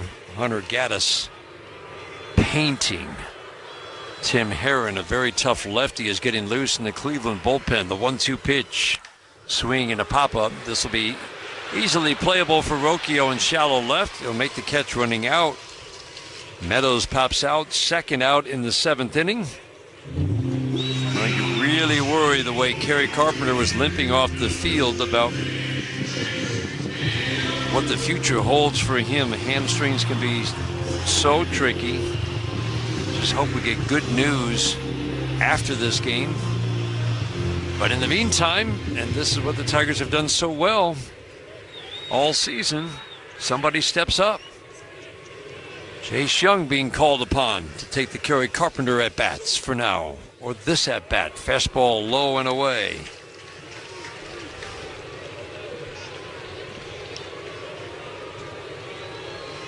This team's been here many times before. Just the 2nd postseason at-bat for Jace Young. Lays off a slider down. Some pretty solid bat-to-ball skills for Jace Young. Showed discipline at the plate. There is power in this bat. We didn't see a lot of it. The 2-0. Backdoor slider, perfect pitch, 2-1. Man, he can dial that in on the back door, down and in to a lefty. Gaddis tough on lefties, tough on righties.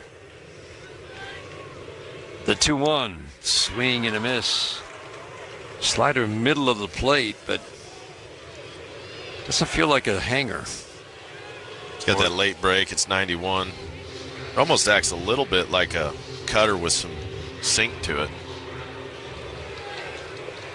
Young extends those hands way back of the left shoulder of the 2-2. Lays off a fastball up and away, 3-2. Working it. He's working it. Just keep grinding him out. Gaddis will not walk you. Young waiting on a 3-2. Down and in. He walked Jace Young. How about that? Heck of an at-bat. Got with a walk rate of 1.5 per 9. Hey, laid off a couple tough sliders. Got it back to 3-2. Gaddis just kind of held on to that one too long. Missed the spot by a mile. Carl Willis, the pitching coach for the Guardians, coming out. The entire infield will join the conversation. Again, Tim Herron, the lefty, is loose and ready. He's going to be for Riley Green, who's waiting in the on-deck circle. Matt Beerling's going to try to extend this inning. Put a couple of men on for Riley Green, or better yet, drive one to the gap and get a run home. Yeah, they've been working Beerling with a lot of sliders away, a lot of breaking pitches away. You would think he'll see the same from Gaddis. He will. Gaddis got a good slider. You know, for Beerling, he can hit the ball in that right center gap. He can hit it to right field. But to let the ball travel, be okay with the fastball beating you a little bit, just so that way you're not so open to that slider away. Righties just 21 hits in their 130 at-bats against Hunter Gaddis. We're 8 doubles in there, but don't think home run. Just think maybe a double to the gap. First pitch to Matt Beerling. Starts him off with a slider, low and away. And again, this is so important that Todd Titchener has had an accurate strike zone tonight, because that pitch is often called a strike, and it changes the whole at-bat. Good take from Matt Beerling. Short, cautious lead for Young at first. Runs well. The 1-0. Low and away with the fastball. 2-0 on Matt Beerling. Nice. Lay off those. Now you can zone him up. See if you can get something middle. If he goes back out their way, if it's on the black, leave it. But if it's middle, let it go. Outfield plays him to go the opposite way. 2-0 pitch, swing and a foul. He had a rip at a slider down. Looked like he was looking for it there. Now you got to go back to the other approach. Let the ball travel again, because he's going to want to go out there. If he goes heater in, so be it. Let him beat you in there. Take it if it's in. Look for that slider out over the plate. Gaddis sets, holds the glove at the belt. A pause, the 2-1, swing and a tap foul. Slider away, like you said. Looked like he was looking for it there, but it was on the plate. Yep. This is where, if I was them, I'd buzz him up. After you go away. With the high heat, but. Naylor setting up away. The 2-2. Got him. And he got him with a changeup. It's impressive how he uses that pitch. Called third on Rogers, called third on Beerling, who had not seen it in the at-bat. A perfect location. We played 7. Guardians trying to get this back to Cleveland for a Game 5. Tigers trying to eliminate the Guardians. 4-3 Cleveland after 7 on the Detroit Tigers Radio Network. At Comerica Bank, we're creating opportunity for small businesses to make it big. Big like hearing your small business featured in a radio ad for free, or getting free sports tickets to entertain a client. Comerica Bank brings big perks like these and more to every small business customer. To learn how opportunity happens here, visit comerica.com/prosper. Member FDIC Equal Opportunity Lender. Offers available to Comerica small business customers only. Terms apply. For 175 years, Comerica has thrived through every rise and fall. We've lived through triumphs and turmoil, witnessed every advance, and survived every setback. Through surety and uncertainty, we've stood the test of time by standing by our beliefs, our values, and our customers. Comerica Bank, 175 years strong. Member FDIC, Equal Opportunity Lender. You just slept on it funny. I think it's supposed to be that color. It's probably just something you ate. That'll clear right up with some aloe. Some chicken soup will have you back on your feet in no time. Not sure. But Mom will probably know. Don't rely on guesswork. For 85 years, Blue Cross has been providing Michiganders with access to the care and resources they need. And will be ready to help for the next 85 years. Northville Lumber is Michigan's Trex decking leader in the official lumber yard of the Detroit Tigers radio network. Northville Lumber. Nation kind of freaked out a little bit. Yeah, they did. I mean, he did fine. He breezed the guy, accidentally hit him just a little bit, gave up a weak ground ball. Pop fly. Yeah, a little pop fly. I mean, because he's got good stuff. His cutter, that's the pitch that, since I've seen him, man, that thing is good. Good four-seam fastball. And look at what he threw in that outing. It was 7 cutters, 4 changeups, and 2 of his 98-mile-an-hour fastballs. First pitch here is popped up into foul territory. Matt Vierling will come over one step onto the dirt near the Guardians' dugout. 98-mile-an-hour fastball gets Josh Naylor to pop out on the first pitch of the 8th inning. But the Tigers learned something about Jackson Jobe. Yes, he gave up a couple of runs, but he kept attacking. It was all soft contact. Yep. And they realized this kid can handle the moment. Yeah, no, he's got back-end leverage stuff. And if he throws strikes, he'll be just fine. Fastball misses low and away. Strike throwing was off this year for Jackson Jobe. Incredible that he actually thought he was going home the last day of the AAA season. The Tigers said, no, actually, we'd like to have you join our postseason roster. Cutter strike. It's a 90-mile-an-hour cutter, 98-mile-an-hour fastball. This game brought to you in part by Corwell Health. No matter the challenge, their response is always the same. We can. Fastball 98, fouled out of play. Lane Thomas at the plate. 1 ball, 2 strikes. Keep thinking about that moment. It was like, well, Bo Brisky had just gotten the 2 through 6 hitters out. The 1-2, low and away. It's rarely going to be a soft landing. If the guy's on your roster, you're going to use him. Yeah, you got to use him. And you got to look at your options. Who's the best option? Jobe throws 98. 2-2. Changeup misses in. Velo plays in the postseason for sure. Thomas will make you throw him a strike. The 3-2, swing and a pop-up to right field off the fastball at 99. Coming in Wenzel Perez. He'll make the catch high into the air. That might have disappeared for a moment on Perez. 99.5 to be exact. Did it register as 100? Yeah, that's 100. You round up. I think you round up to 5, right? And there you have it. 3-2 count. Just throw the 100. Get the out. We saw 102 in one of the most memorable one-inning outings in spring training that you'll ever see. First pitch, backdoor slider to Will Brennan. At any given moment, it's 4+ pitches for Jackson Jobe. Oh, he's got an arm. There's no doubt about it. From the full windup, third base side, the strike 1. Backdoor slider again. I mean, the confidence, the body language. I mean, he's got a presence out there in the mound. Crowd on their feet. The 0-2 swinging the fly ball, right field, fairly deep. Perez back. He's going to jump up. Did he make the catch? No. On the ground. And Will Brennan will stop at second. Wow, he could have made it to third standing up. Perez made a great attempt at the wall, but it ticked off his glove. And Brennan ends up at second base with a 2-out double on an 0-2 pitch.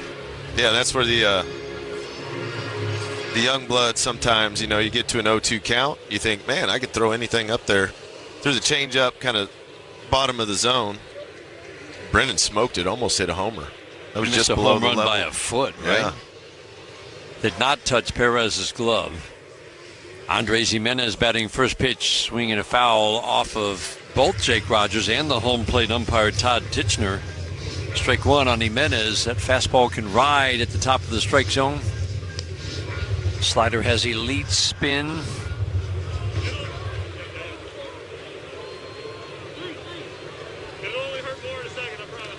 Fresh supply of baseballs for home plate umpire Todd Titchener. Jackson Jobe made 2 appearances in the regular season, 1 so far in the postseason. Just turned 22 years old a couple of months ago. The strike 1, swinging a ground ball right side. Diving, stopped by Keith. Pops out, throws. Got him, fine play. Saved a run. Do it, Cole. Do it. Great play, ends the 8th. See if the Tigers carry that momentum into the dugout. We go to the bottom of the 8th inning. 4-3 Cleveland. This is the home of Detroit Tigers baseball.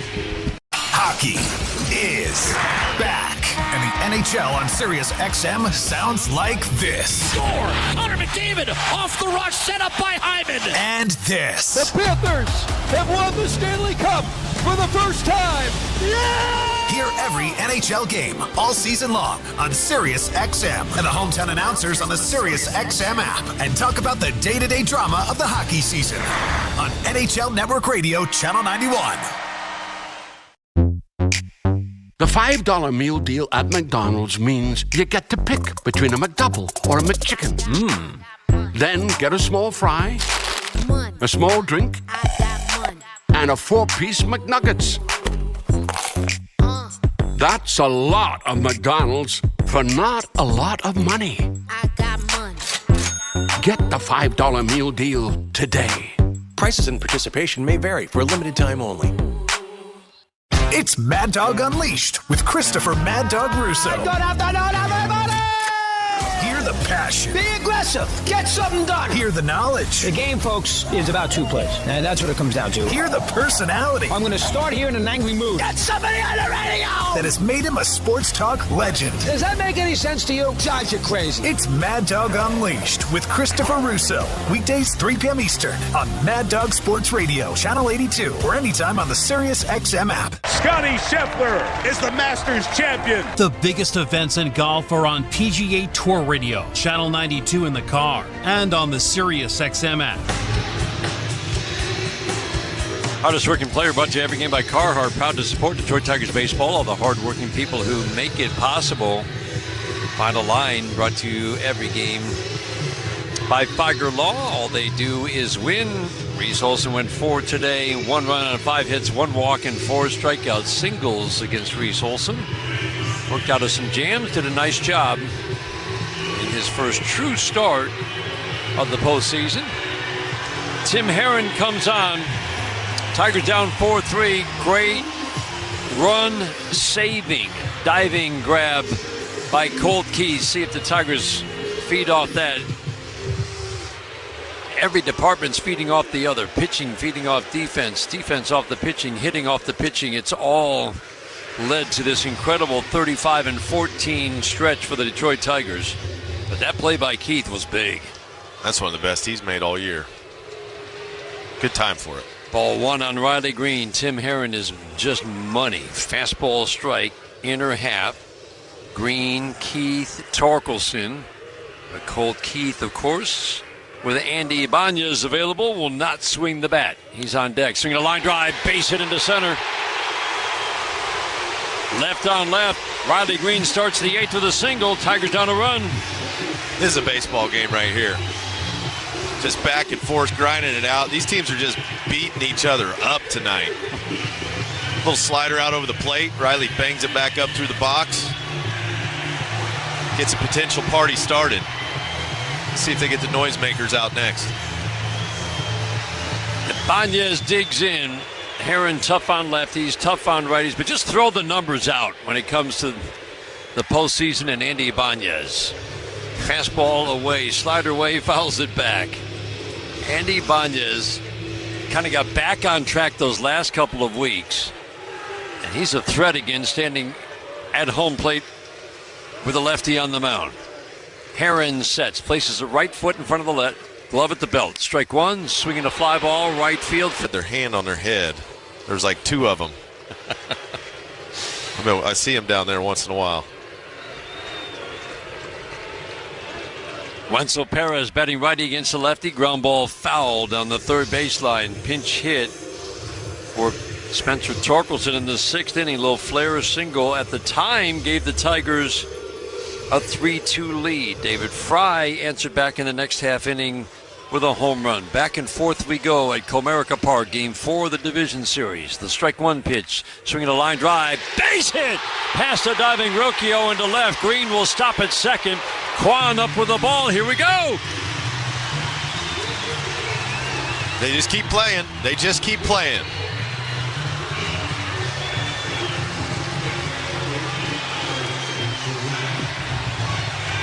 Stephen Vogt out. Is he going to go to his closer again? No way. He's got left on left with McKinstry. That's right. There ain't no way. Is it going to be Sabrowski replacing one lefty with another? Looks like that's what he is going to do. Yeah. No? Are you kidding me? It is Class A. Hey, no way. How about that? What? You got Herron's Herron's nasty on lefties. We'll keep it right here. Class A. Lefties, I mean, Class A is nasty on everybody. On everybody, and especially on lefties. This is fascinating. I mean, you know, you see what happens. He's going to try to go with the old 2-inning save routine. He tried it last time. We talked about it in Cleveland in Game 2. He'd made one appearance this year of more than 3 outs. One. It was a 9th inning, 10th inning appearance in an extra inning game in August. And it was scoreless, but he had not been asked to get a save of more than 3 outs all year. He was asked to do that in a 0-0 game in Game 2 in Cleveland.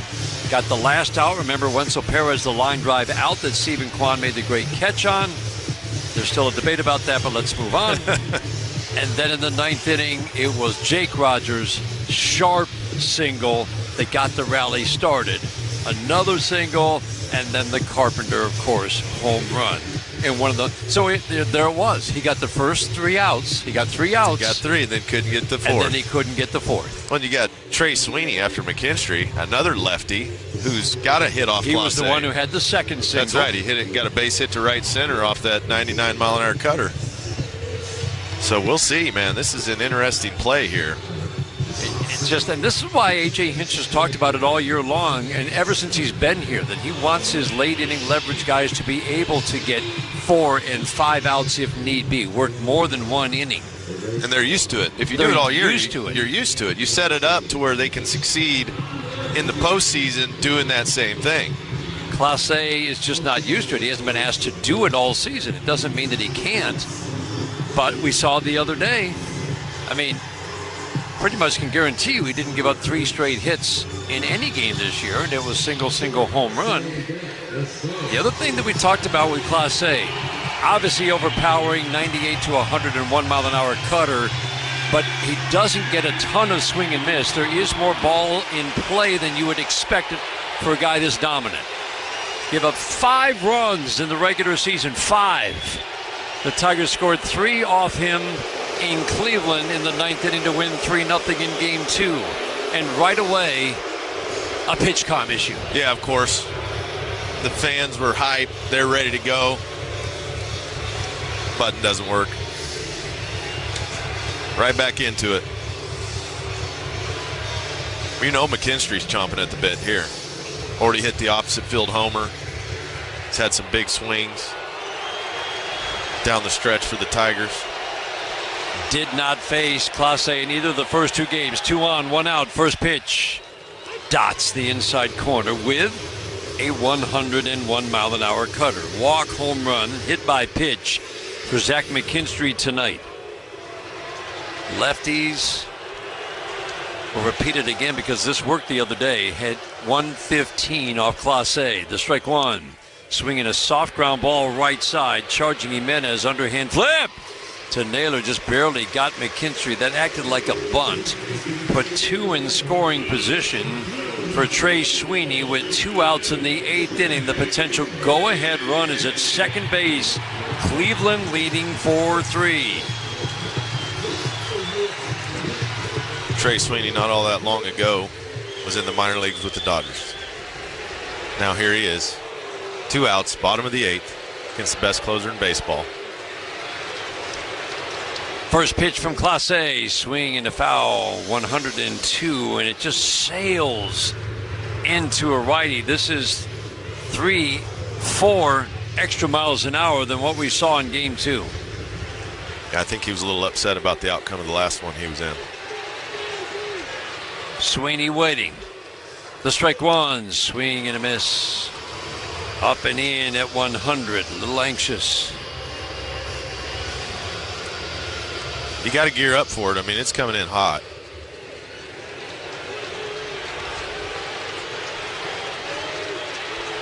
Green, the runner at third. Perez at second, itching to come home. The 0-2, a little higher.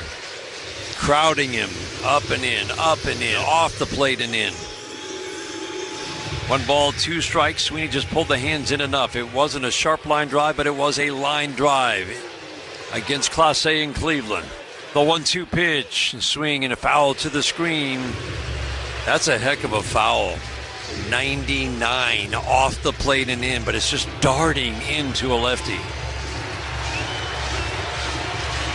Battle mode.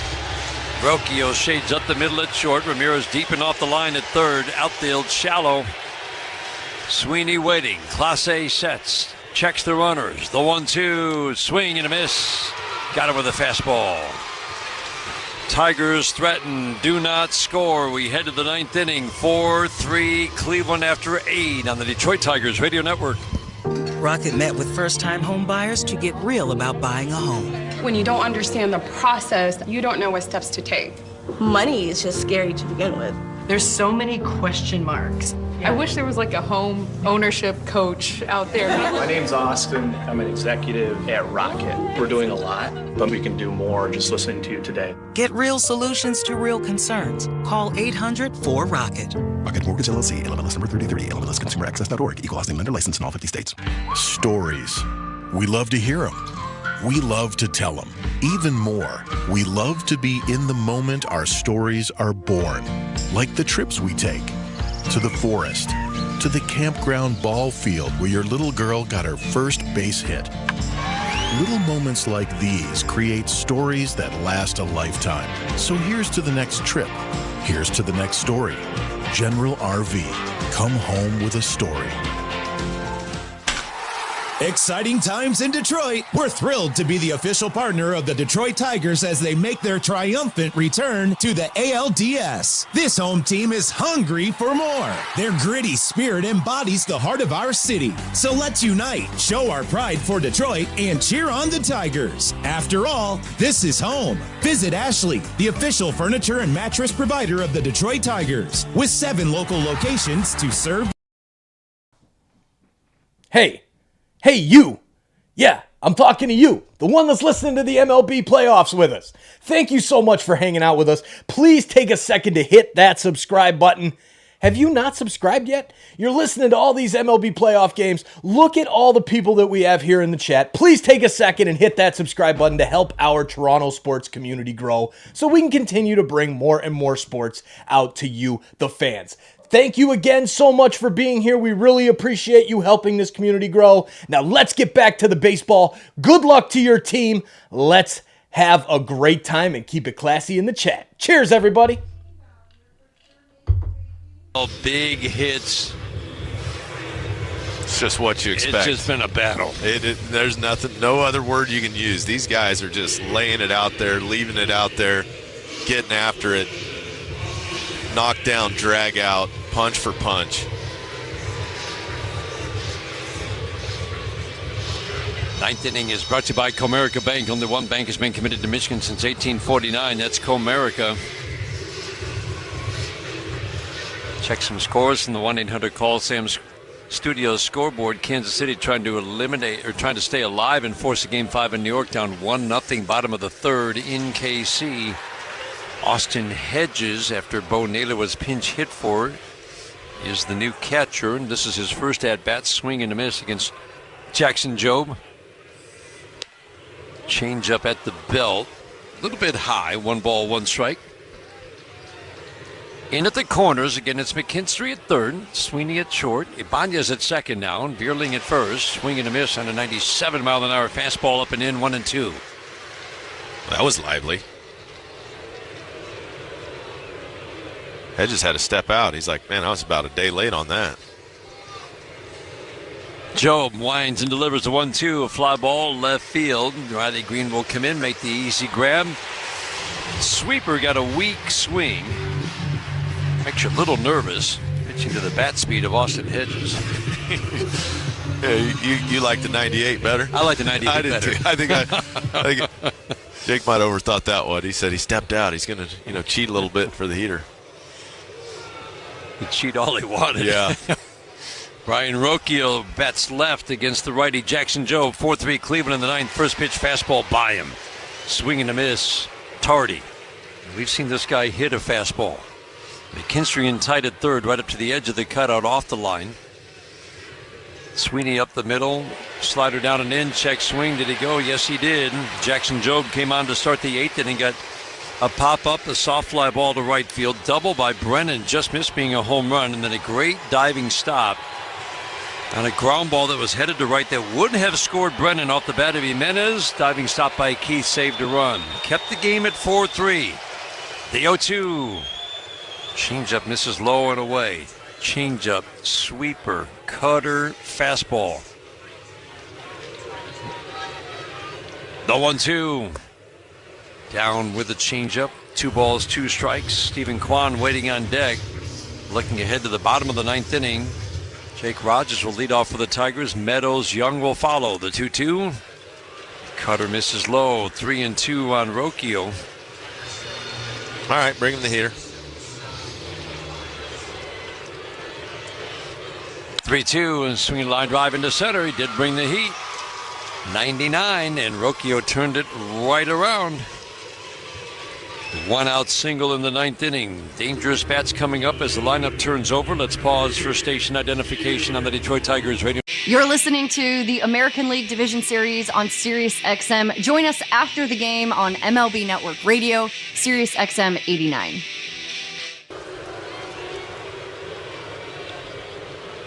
Kwan batting. First pitch fastball at the belt, strike 1. 4 runs, 10 hits, no errors for the Guardians. 3 runs, 8 hits, no errors for the Tigers. In at the corners, Vierling holding with Rocchio at first. Fastball misses badly up and away. 1 ball, 1 strike. Rocchio has 10 steals but caught 6 times. Not picturing him running here. Jobe sets, holds the glove above the belt. He's going to flip it over to first to drive Rocchio back. Sweeney at short will shade up the middle. The outfield plays Kwan to go the opposite way. He's got a knack for flaring the ball over short, flaring it into left field. Green and left field in a little bit and toward the line. McKinstry in tight at third. The 1-1 to Kwan, swinging a fly ball deep down the left field line. Out of play. 1 ball, 2 strikes. Ball is going to be put in play when Stephen Kwan is at the plate. Sandy Alomar Jr. whispering in the ear of Rocchio before he takes the lead. Kwan waiting. The 1-2, swing and a foul. Sweeper on the back door. Kwan waited, and just got a piece of it. Yeah, his bat to ball skills are ridiculous.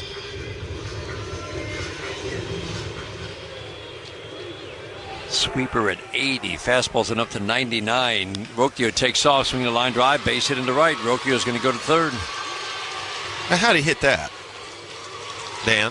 Fastball up and in at 98, and he just that's up and in off the plate. And that's after he just fouled off that backdoor slider. And those are the skills of Stephen Kwan. That's why hard hit rate really doesn't mean a lot with some hitters. It doesn't mean a lot with Stephen Kwan. He just finds holes. Yeah, he just backs up on that heater, creates enough space to get a little bit of barrel to it. Hit it out on a soft line to right field. Will Best is coming on, and he'll inherit a jam. Runners at the corners. 1 out, 9th inning. Tigers trying to keep the deficit at 1, trailing 4-3. We'll pause for these words on the Detroit Tigers radio network. There are trucks. Then there's the truck, GMC Sierra, with the available world's first 6-function multi-pro tailgate.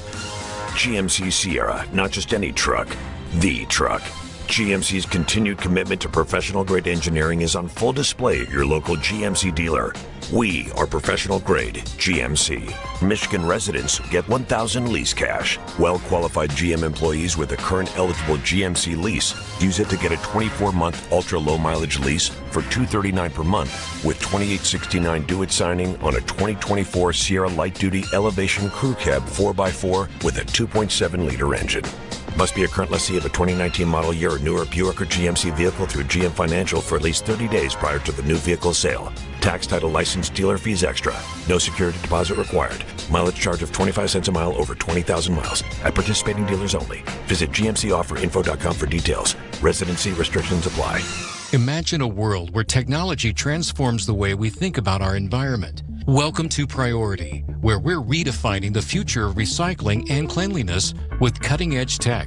Our innovative solutions are designed for those who demand smarter, more efficient ways to care for our planet. We're not just ahead of the curve, we're creating it. Ready to join the revolution? Visit PriorityWaste.com and see how we're setting the new standards in the industry. Priority, where technology meets sustainability.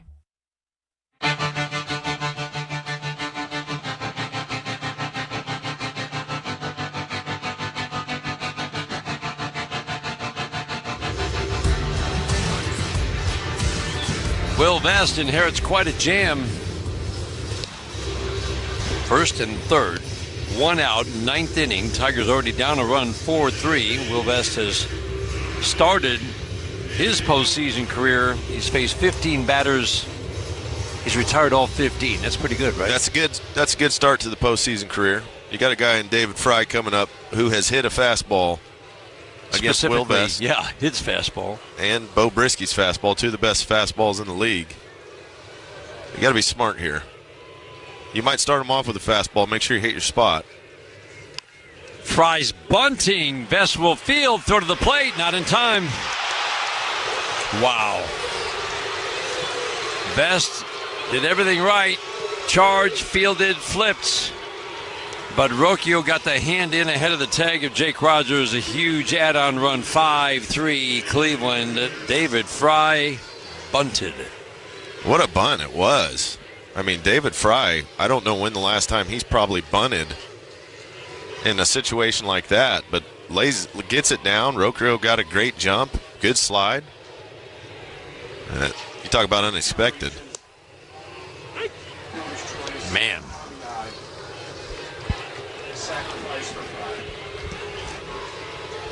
Had 0 sacrifice bunts in his major league career until that one. Jose Ramirez batting, first pitch.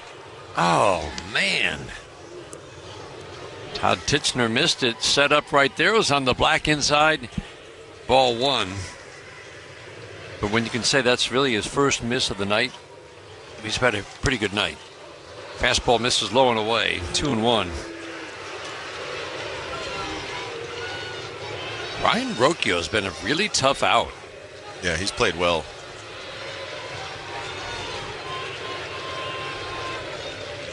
Ramirez swings fly ball, right field, hooking toward the foul pole. And just foul, kept hooking. He's had a couple of those tonight. That one was home run distance. The earlier one was doubles distance into the corner. Yeah, he just hooked it a little bit. That's that fastball there, too. So, you got to start getting a little more creative once guys know what you're coming with. Yep. Still only one out. Runners at first and second. The pitch, swing and a miss. Fastball gets Ramirez. 1 for 5 for Ramirez tonight with a home run. Or you can just put the fastball in a different spot. Throw it away instead of in. Good pitch. Fry the runner at first, Quan at second. Tigers down 2 in the ninth inning, 5-3. Cleveland 3 outs away from forcing a Game 5 back home. Naylor swings and pops it up.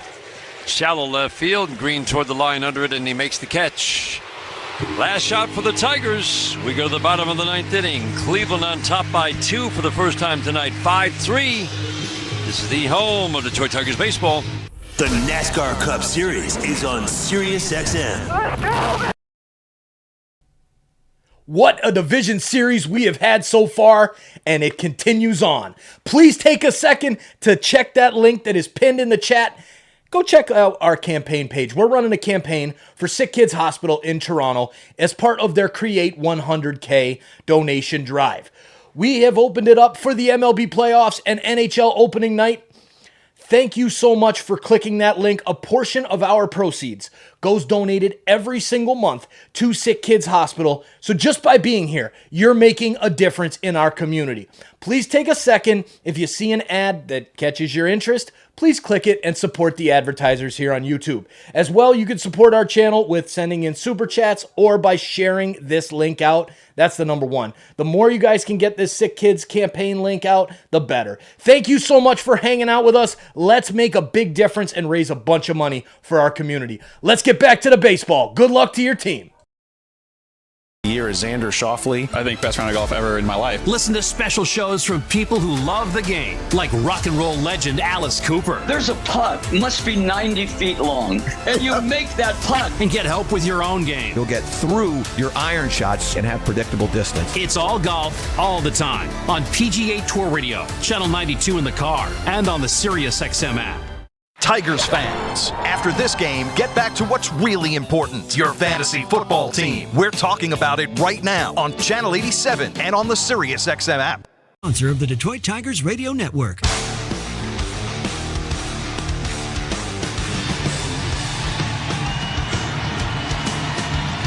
New record crowd at Comerica Park. They'd already shoehorned in almost 45,000 yesterday. Does that mean it's tight when you got to use a shoehorn?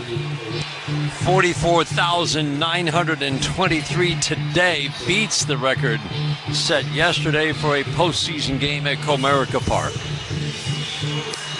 This crowd on their feet trying to will the Tigers to another miracle finish against Emmanuel Clase. One of the most unhittable relievers this season, was one of the best for a reliever in all of Major League history. How unhittable he was. Opponents on base plus slugging below 400. Only 3 other relievers in history had done that with at least 60 innings of work. Single home run, scored 3 off Clase in Cleveland. Now he's going to try to get the Tigers and get the last 5 outs of this game. No save was more than 3 outs all year. Justin Henry Malloy will pinch hit for Jake Rogers. First pitch, slider low, ball 1. Malloy off to a 4-for-6 start in the postseason. His first, obviously, exposure to postseason baseball. Fly ball, left field, down the line, hooking toward the corner. Extra bases. Bounce fair into the corner. Malloy will check in at second. How about it? Justin Henry Malloy starts the 9th of the double, and that means a potential tying run comes to the plate. Do it, J-Han. Gets his hands inside that baseball, hooks it down the line. AJ might be the best all-time pinch hitter chooser ever. Jake Rogers has hit the ball pretty well. Got a hit against Clase last time he faced him. Goes with Justin Henry Malloy. He puts it on him. Gives himself a nice little pat on the hind end. Everybody on their feet here at Comerica Park. Parker Meadows at the plate. First pitch from Clase, swinging a ground ball softly to second. Big hop for Jimenez, who gloves it and flips to Naylor. Over to third goes Malloy. Tigers need 2. They're down 5-3 in the bottom of the 9th inning. Carpenter left the game with a left hamstring strain. Chase Young's second at bat of the game. He walked in the 7th inning. Veerling waiting on deck. 5-3 Cleveland in the 9th. First pitch to Young. 101 at the belt. Go back to the Sweeney at bat. Carpenter saw 3 sliders in a row and hit the 3rd one out. Sweeney did not see a slider. And I'm guessing none of the lefties are going to see a slider today. The strike 1, swing in a soft tapper to second base. Jimenez will charge, glove flip to Clase at first. Malloy will score to make it a 5-4 game. And that will leave it up to Matt Veerling. Tigers trying to avoid a return trip to Cleveland. Guardians 1 out away from getting a game 5. I thought I saw that ball almost come out of the glove of Clase. It did. Man, he almost boxed it. Beerling, last hope for the Tigers. Swing and a foul back to the screen on a 100-mile-an-hour cutter. Every fastball, you just want to say fastball, but it's a cutter, which means it's got that action into a lefty on a level plane away from a righty. It's not big break, but it's just enough to break bats and dominate lefties especially. Hedges behind the plate, goes out to have a quick word with Clase. Having pitch-com issues again for a Game 5 in Cleveland. The Tigers would have Tarek Skubal, which always gives you that good feeling.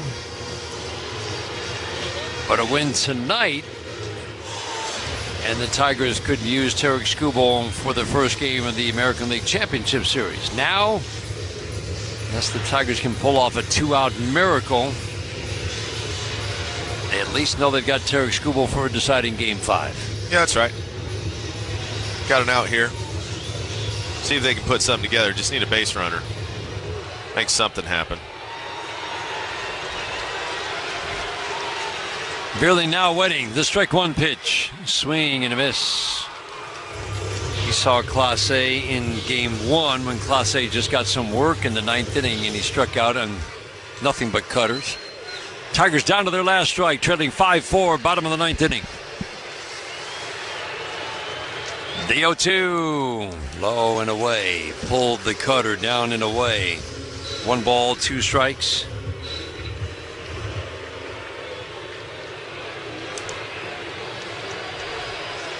Green waiting on deck, hoping he gets a chance to swing the bat. The 1-2, check swing, got him.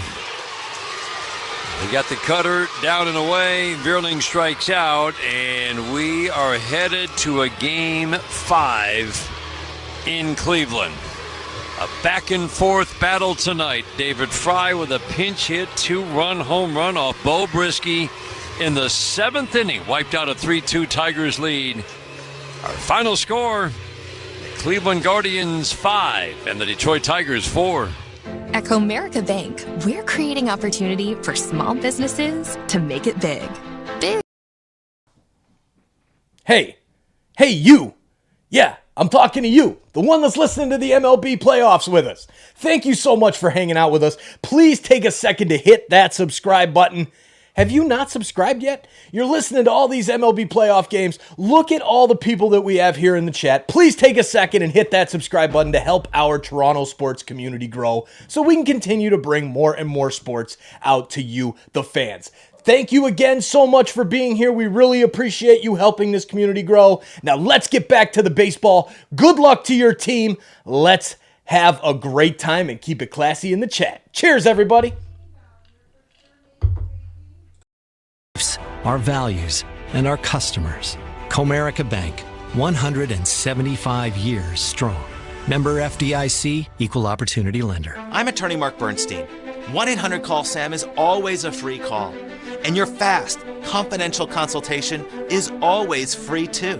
And for over 50 years, our no-fee guarantee means you don't pay us a fee unless we win your case.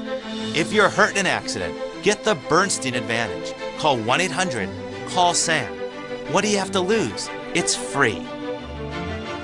1-800-CALL-SAM. At Corewell Health, we know time doesn't heal all wounds. Hard work, innovation, and we do. We're fighting cancer with proton therapy and music therapy. We're turning back the clock on Parkinson's with deep brain stimulation and outsmarting blood clots in seconds instead of days. Because this is your time to take control of your health. And it's time to show that together, we can. Corewell Health.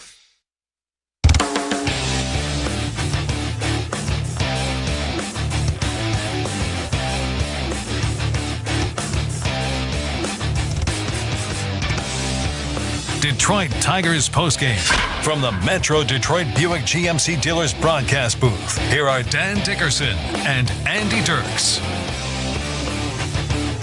Stunned crowd of just under 45,000 filing out of Comerica Park They've just seen the Guardians do something that we just haven't seen in a long time, Andy. Tigers take the lead in the 6th inning and can't hold on to the lead. Think how rare that has been. It happens, but when it happened tonight with David Fry's home run off Bo Brisky, Tigers don't give up home runs either. Yeah. It was a stunner. Yeah, it was. And the Guardians hadn't scored runs, and they came out tonight swinging the bats. They drove the ball all around the field, had good at-bats up and down the order, and this was a battle from the first inning on. I mean, these teams are back and forth. This is what postseason baseball is. It is not easy. And the Tigers kept scratching and clawing. The Guardians came back scratching and clawing, and this is what you want to see in the postseason. Two amazing teams getting after it and having battle. A lot of good at-bats, another well-played game on both sides. Stat of the game brought to you by McLaren Health, the official healthcare system of the Detroit Tigers.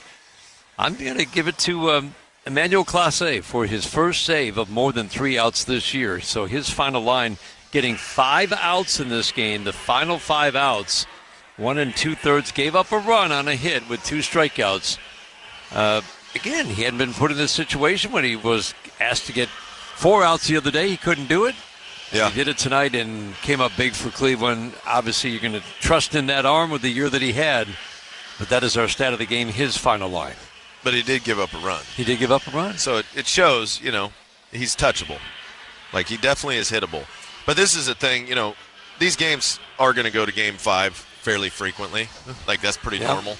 So now it's like, okay, had a battle today, got to get freshened up. Carpenter, we don't know what his status is going to be. It didn't look good. Didn't look good. Which means somebody else is going to have to step up, right? Because that's a big bat. If we lose that bat going into Cleveland, you say, okay, somebody else is going to have to step up. And we've seen this team, guys continue to step up. Even McKinstry going opposite field homer tonight.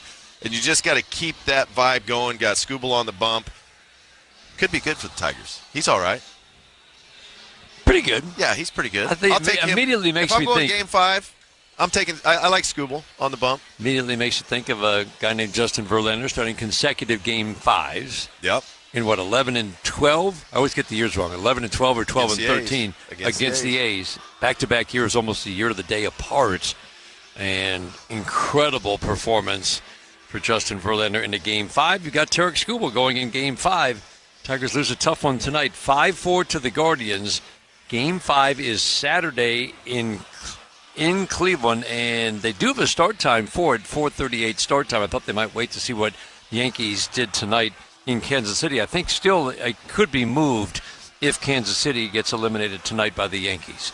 So Tigers lose tonight 5-4. Game 5 in Cleveland Saturday. We've got more postgame after this on the Detroit Tigers Radio Network.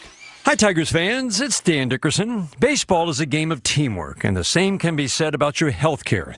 Both require clear communication, trust, and coordination among team members. And just as baseball teams work together to achieve common goals, healthcare professionals collaborate to provide quality patient care.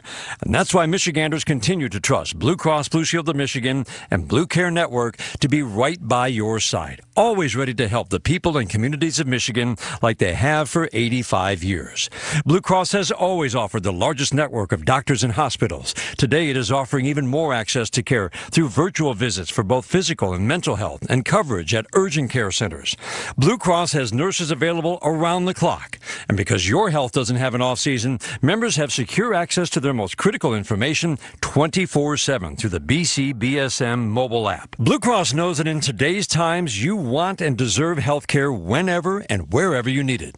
Visit bcbsm.com to find out more. Hey, baseball fans, Mike Valeni here. On your next trip to Vegas, you got to go to the D Las Vegas. You're going to feel right at home because the D, it's all about you. It's all about Detroit. It's not on the Strip. It's in downtown Vegas. The odds are better. The party's bigger. And the D has got things you won't find here, like a world-class sports book, the Long Bar. It's simply the best place to settle in and watch a game. Have a great dinner at Joe Vaccari's Andiamo Italian Steakhouse. And if you're looking for the best bang for your buck, leave the Strip behind and hit the D Las Vegas, the home for Detroit sports in Vegas. I'm Dan Campbell, head coach of the Detroit Lions.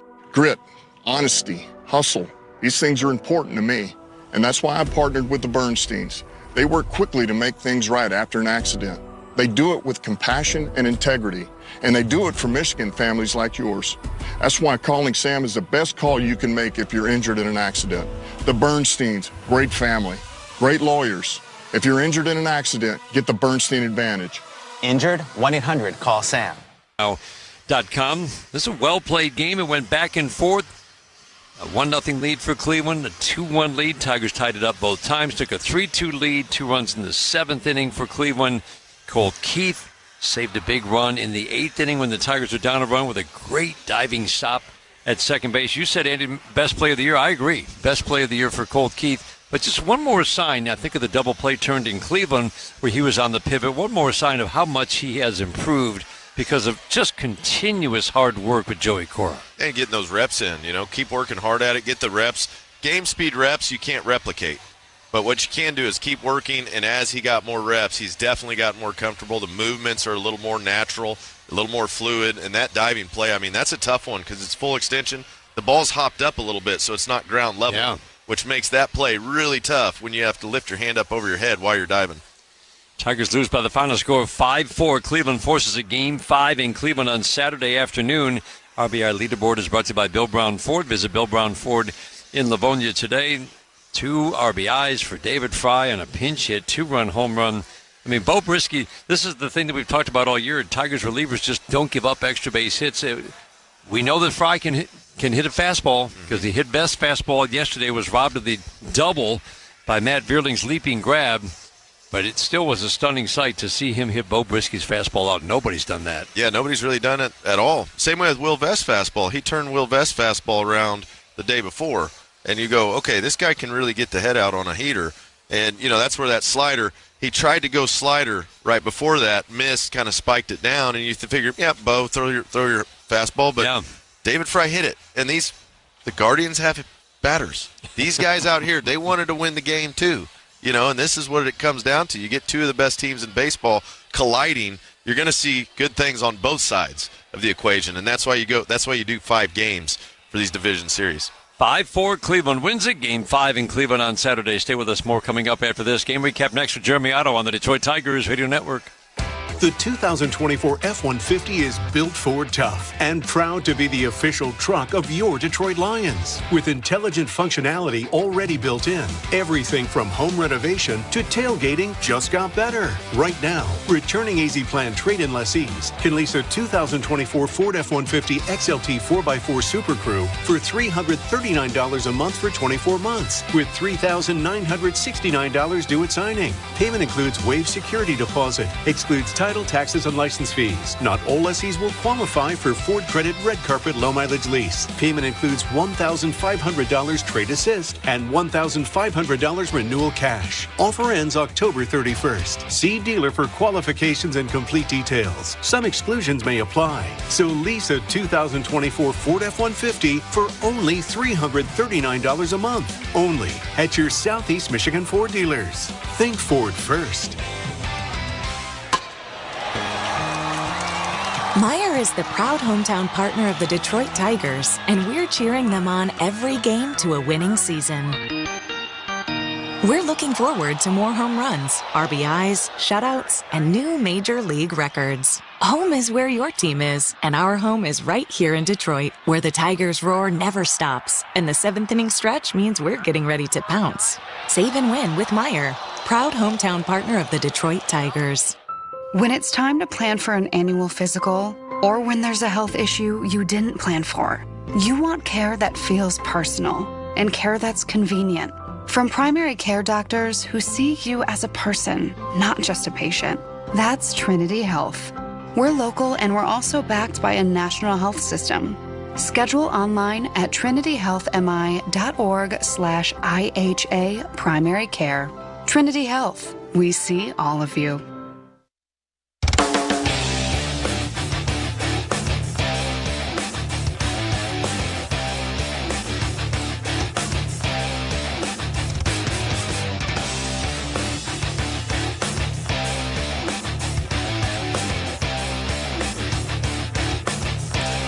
From the 1-800-CALL-SAM studios, tonight's recap is brought to you by the Metro Detroit Buick GMC dealers. Visit a showroom today for exceptional offers.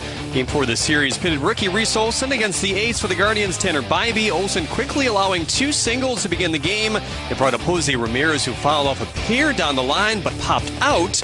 A couple batters later, Lane Thomas, who hit a 3-run homer in the first game against Olson, wasted no time to shoot it the other way and give the Guardians a 1-0 lead. Olson got out of the inning finally 27 pitches later. Fast forwarding to the top of the 5th, Reese Olson's day was done after 4 innings of 5-hit ball. The 1 run he gave up was earned. He walked 1 and struck out 4. Olson departing with the game still tied at 1. Holt in the first out of the bullpen. He got 2 quick outs on contact, and then Jose Ramirez hit a homer that went 418 feet. Ramirez was just 1 for 11 heading into that AB. You knew you couldn't hold him down forever. 2-1 Guardians there. Zach McKinstry was up to begin the inning and said, "What do you know about these gritty Tigers?" The 3-1 pitch. Swinging a fly ball, left field, deep. Kwan going back, still racing to the wall. Gone! How about it? Opposite field home run for Zach McKinstry. We're tied at 2. Waving to the crowd, getting him up as he crosses home plate. Just 4 home runs for him in the regular season, but the biggest of his career tonight. That was the end of the line for Tanner Bybee, who pitched 4 complete, allowing 2 earned runs and 2 walks while striking out 2. He departed for Cade Smith, who retired the first 3 outs in a row. The 6th was a different story, however, as 2 of the first 3 reached via a Carpenter single and a Riley Green walk. That signaled another moved it back to the pen for Vogt. Hunter Gaddis for Cleveland. Wenzel Perez, could he do it again? Gaddis places that left foot in front of the right when he sets. Holds the glove at the belt. The 1-1. Swinging a little flare in the left center field. Will it drop? It will! Ground in third, heading home. Carpenter, no throw. Tigers take the lead. 3-2 in the 6th. Wenzel Perez delivers. Carpenter appeared to tweak something going around that third base bag, and he would go back to the clubhouse and not return thanks to a left hamstring injury. The Tigers went on to load the bases, but Sweeney grounding out to end the threats. Kind of a reoccurring theme with these base runners here today. Gunther out of the pen now to replace Holton. Sean faced just 3 batters, recording a pair of outs and a 2-out single to Kwan. The dependable Bo Brisky was out of the pen next. Face a pinch hitter, David Fry. The 2-2, swinging a fly ball, left field, deep, trouble, going back, Green, and it's gone, a home run. David Fry with a pinch hit 2-run home run, and the Guardians have taken a 4-3 lead here in the 7th. Dan Herron in to start the 8th versus the Tigers. Tigers quickly punched a pair of singles to the outfield. 1 out in the inning. McKinstry the next man out, and Vogt with one in Emmanuel Clase once again. A dribble to McKinstry advanced both runners to second and third with 2 outs. Sweeney at the dish again, trying to avenge his bases loaded out before, but he struck out swinging. Cleveland would tack on another run in the top of the 9th thanks to an RBI bunt by Fry. We went to the bottom of the 9th. Clase coming back out looking for a 5-out save. Justin Henry Malloy got the crowd rocking again with a leadoff double down the line. He was driven in by a Jace Young dribbler down the first base line, so the Tigers back within 1. It was up to Matt Bierling, who struck out swinging, and Clase notched his first save of the playoffs as well. Take a look around the major leagues after this here on the Detroit Tigers Radio Network. Get in the flow with the channel of unforgettable R&B from back when Beyonce went solo. Through Drake's unstoppable rise. That's why I need a one dance. To when SZA dropped Control. I just keep him satisfied through the weekend. Feel the energy and emotion of 2000s and 2010s R&B in the flow. Channel 48 and on the SiriusXM app. If it's happening in baseball, put it in the box. And to the New York Mets, California, here we come. It's on MLB Network Radio. The Mets are every team's worst nightmare. They think that they can do anything, that they are invincible. And when you face a team that feels that way, it doesn't matter what your bullpen looks like because you have the New York Mets who believe that they can do anything and beat anyone. MLB Network Radio, SiriusXM Channel 89, and on the SiriusXM app.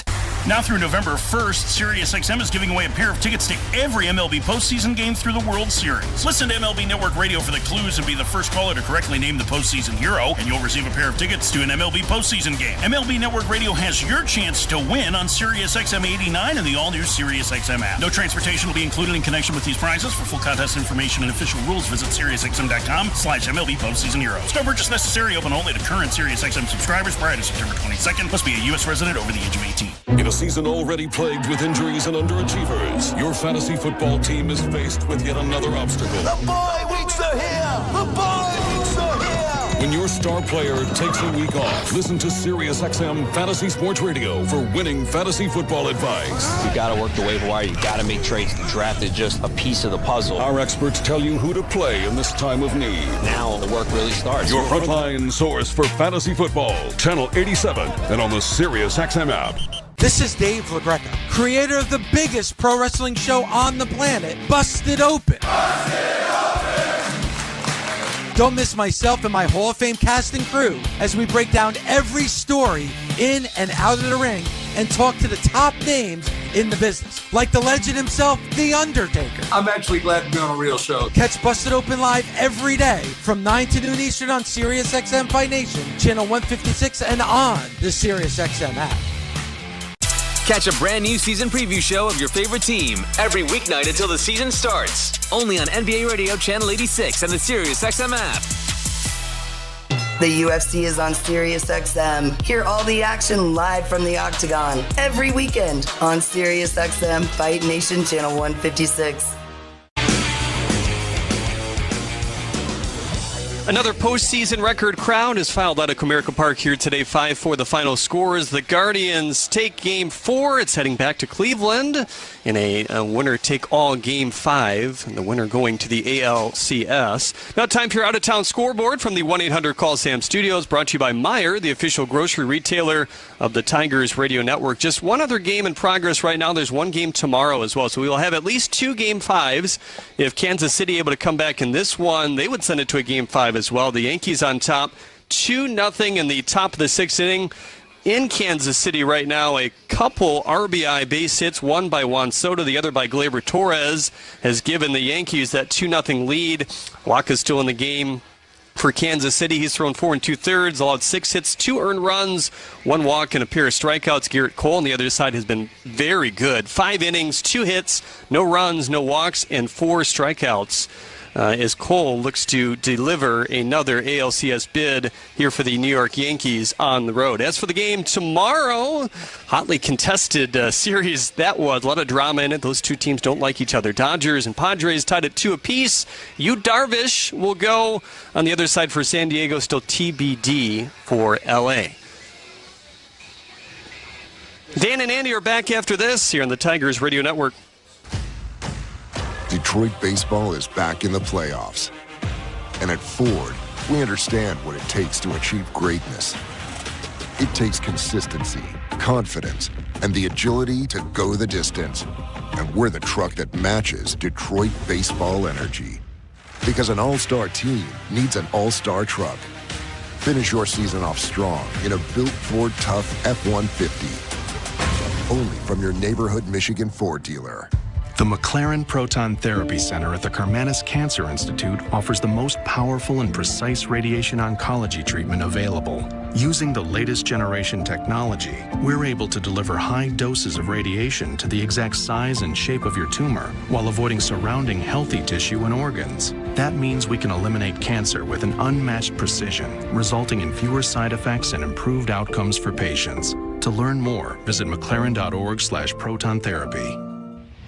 I'm James Harrington of Feiger Law. As the official law firm of the Detroit Tigers, we congratulate the 2024 Tigers for their historic run to the playoffs. Our Tigers, with their will to win, have entered the postseason for an epic playoff run. We're proud of the grit, determination, and hard work it takes to return playoff baseball back to the city of Detroit. On behalf of our team at Feiger Law, we wish our Tigers continued success as they battle through the playoffs with the attitude, all we do is win.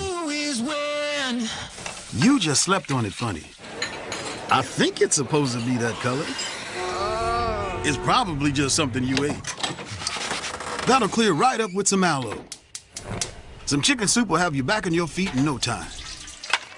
Not sure. But Mom will probably know.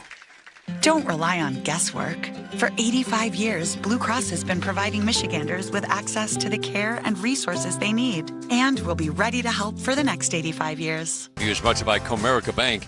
Only one bank has been committed to Michigan since 1849. That's Comerica. Tigers against the Cleveland Guardians coming up on Saturday afternoon. It's Game 5 of the Division Series. Andy and I will break it down and give you our best thoughts on who's going to start for the Guardians. We're pretty sure who's going to start for the Tigers after this on the Detroit Tigers Radio Network. Sirius XM has everything a college football fan needs. He's in trouble, and down he goes. The ball comes out. All the big games are on the Sirius XM app. Down the sidelines, midfield. It's a race. Picking him up, putting him down. Plus, hear daily in-depth analysis on College Sports Radio, Channel 84. There's not a lot of holes or weaknesses on that football team, and they've got the goods where you want to have the goods for a championship caliber roster. Our experts get you ready for game day every day on Sirius XM and the Sirius XM app. No one keeps you closer to U.S. soccer than Sirius XM FC. We're now joined by U.S. men's national team head coach Mauricio Pochettino. The country is about to compete, to win, and to give everything. What we need to translate to the fans, we need to be protagonists, we need to be aggressive team, an entertainment team, because we are USA and the culture is about to win. Hear more from Mauricio Pochettino on the Sirius XM app. Just search FC. The new basketball season is around the corner, and SiriusXM NBA Radio is getting you ready by talking to the biggest stars in the game. Joined now by Giannis Antetokounmpo. I want to be able to have a shot at winning it all. Every weeknight until the season starts. Hear a different team's preview show. We've got Kevin Durant sitting down with us. Championship is always a goal. NBA Radio's season preview shows. Only on NBA Radio, Channel 86. And for any interviews or previews you missed, hear them on the SiriusXM app. Every night after the final out, the Round Trip Roundup brings you the scores, highlights, and analysis from every game across Major League Baseball, all in less than 30 minutes. Swung on and missed, strike three and a no-hitter. It's the perfect way to get caught up on all the night's biggest home runs and best performances. And a high drive, deep right center. It's the Round Trip Roundup on MLB Network Radio every night on SiriusXM Channel 89 and every morning on the Sirius. And I guess that's the best news for the Tigers. Matthew Boyd was tough on the Tigers, and he'll likely go for the Guardians, but you really do feel good with Skubal on the mound. Now it's about the offense, likely missing Kerry Carpenter. Yeah, which is a blow, but if you got a lefty starting on the bump, he probably wouldn't have got the nod to begin with. But you know that bat late in the game, that's a difference maker at times. When you have Skubal on the mound, you're happy. And this team has rallied around Skubal all year, so if you're going to go into an elimination game, the one guy that you hope is going to be the guy on the bump, it's going to be Tarik Skubal, and we have that positioning right now. Now they just got to take advantage of it. Tigers and Guardians, 4:38 start. We're on the air starting at 4:10 on the Detroit Tigers Radio Network. It's going to wrap things up from here at the ballpark. Our thanks to our engineers tonight, Jenny Hornatsky back in our studios in Southfield. Mr. Tim Jeske with us here at the ballpark. From our partner Andy Dirks, I'm Dan Dickerson. Again, the final score, Cleveland forces a Game 5 with a 5-4 win. Thanks for listening. Have a great evening, everyone. Detroit Tigers baseball. Brought to you by the Sam Bernstein Law Firm, Blue Cross Blue Shield of Michigan, General RV. Sunday Drive is your home for the 2024 regular season. Caught for the touchdown! This is Steve Torrey. Join me and Bill Lekkus every Sunday at noon Eastern as we take you live to every game, every touchdown, and every key moment. Bucks take the lead with 9 seconds left. Plus, reporters from every game, fantasy updates, and guests live from the locker room. 49ers tight end George Kittle. Catch the NFL Sunday Drive every Sunday at noon Eastern on NFL Radio Channel 88 and on the all-new SiriusXM app. This is the Detroit Tigers Radio Network. This is Bob Kendrick, president of the Negro Leagues Baseball Museum in Kansas City and host of the award-winning SiriusXM podcast, Black Diamonds.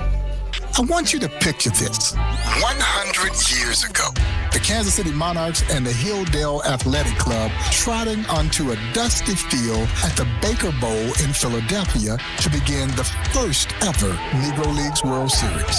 A packed house and 5 members of the Baseball Hall of Fame in action. But who knew that those athletes of 1924 would share so much in common with the stars a century later. Shohei Ohtani, the first player to have a 50-50 season.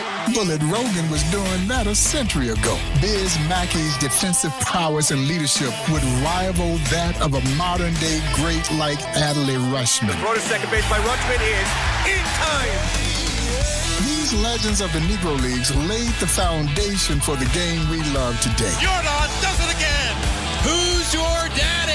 Demonstrating the same level of talent, passion, and excellence that we see in stars like Mookie Betts and Aaron Judge. A breathtaking home run by Aaron Judge. The 1924 Negro League World Series wasn't just baseball. It was a powerful statement of what could be achieved despite the barriers of the time. And now, with players from all over the world representing countless backgrounds, the Fall Classic is truly the World Series. Walks it off for the Guardians.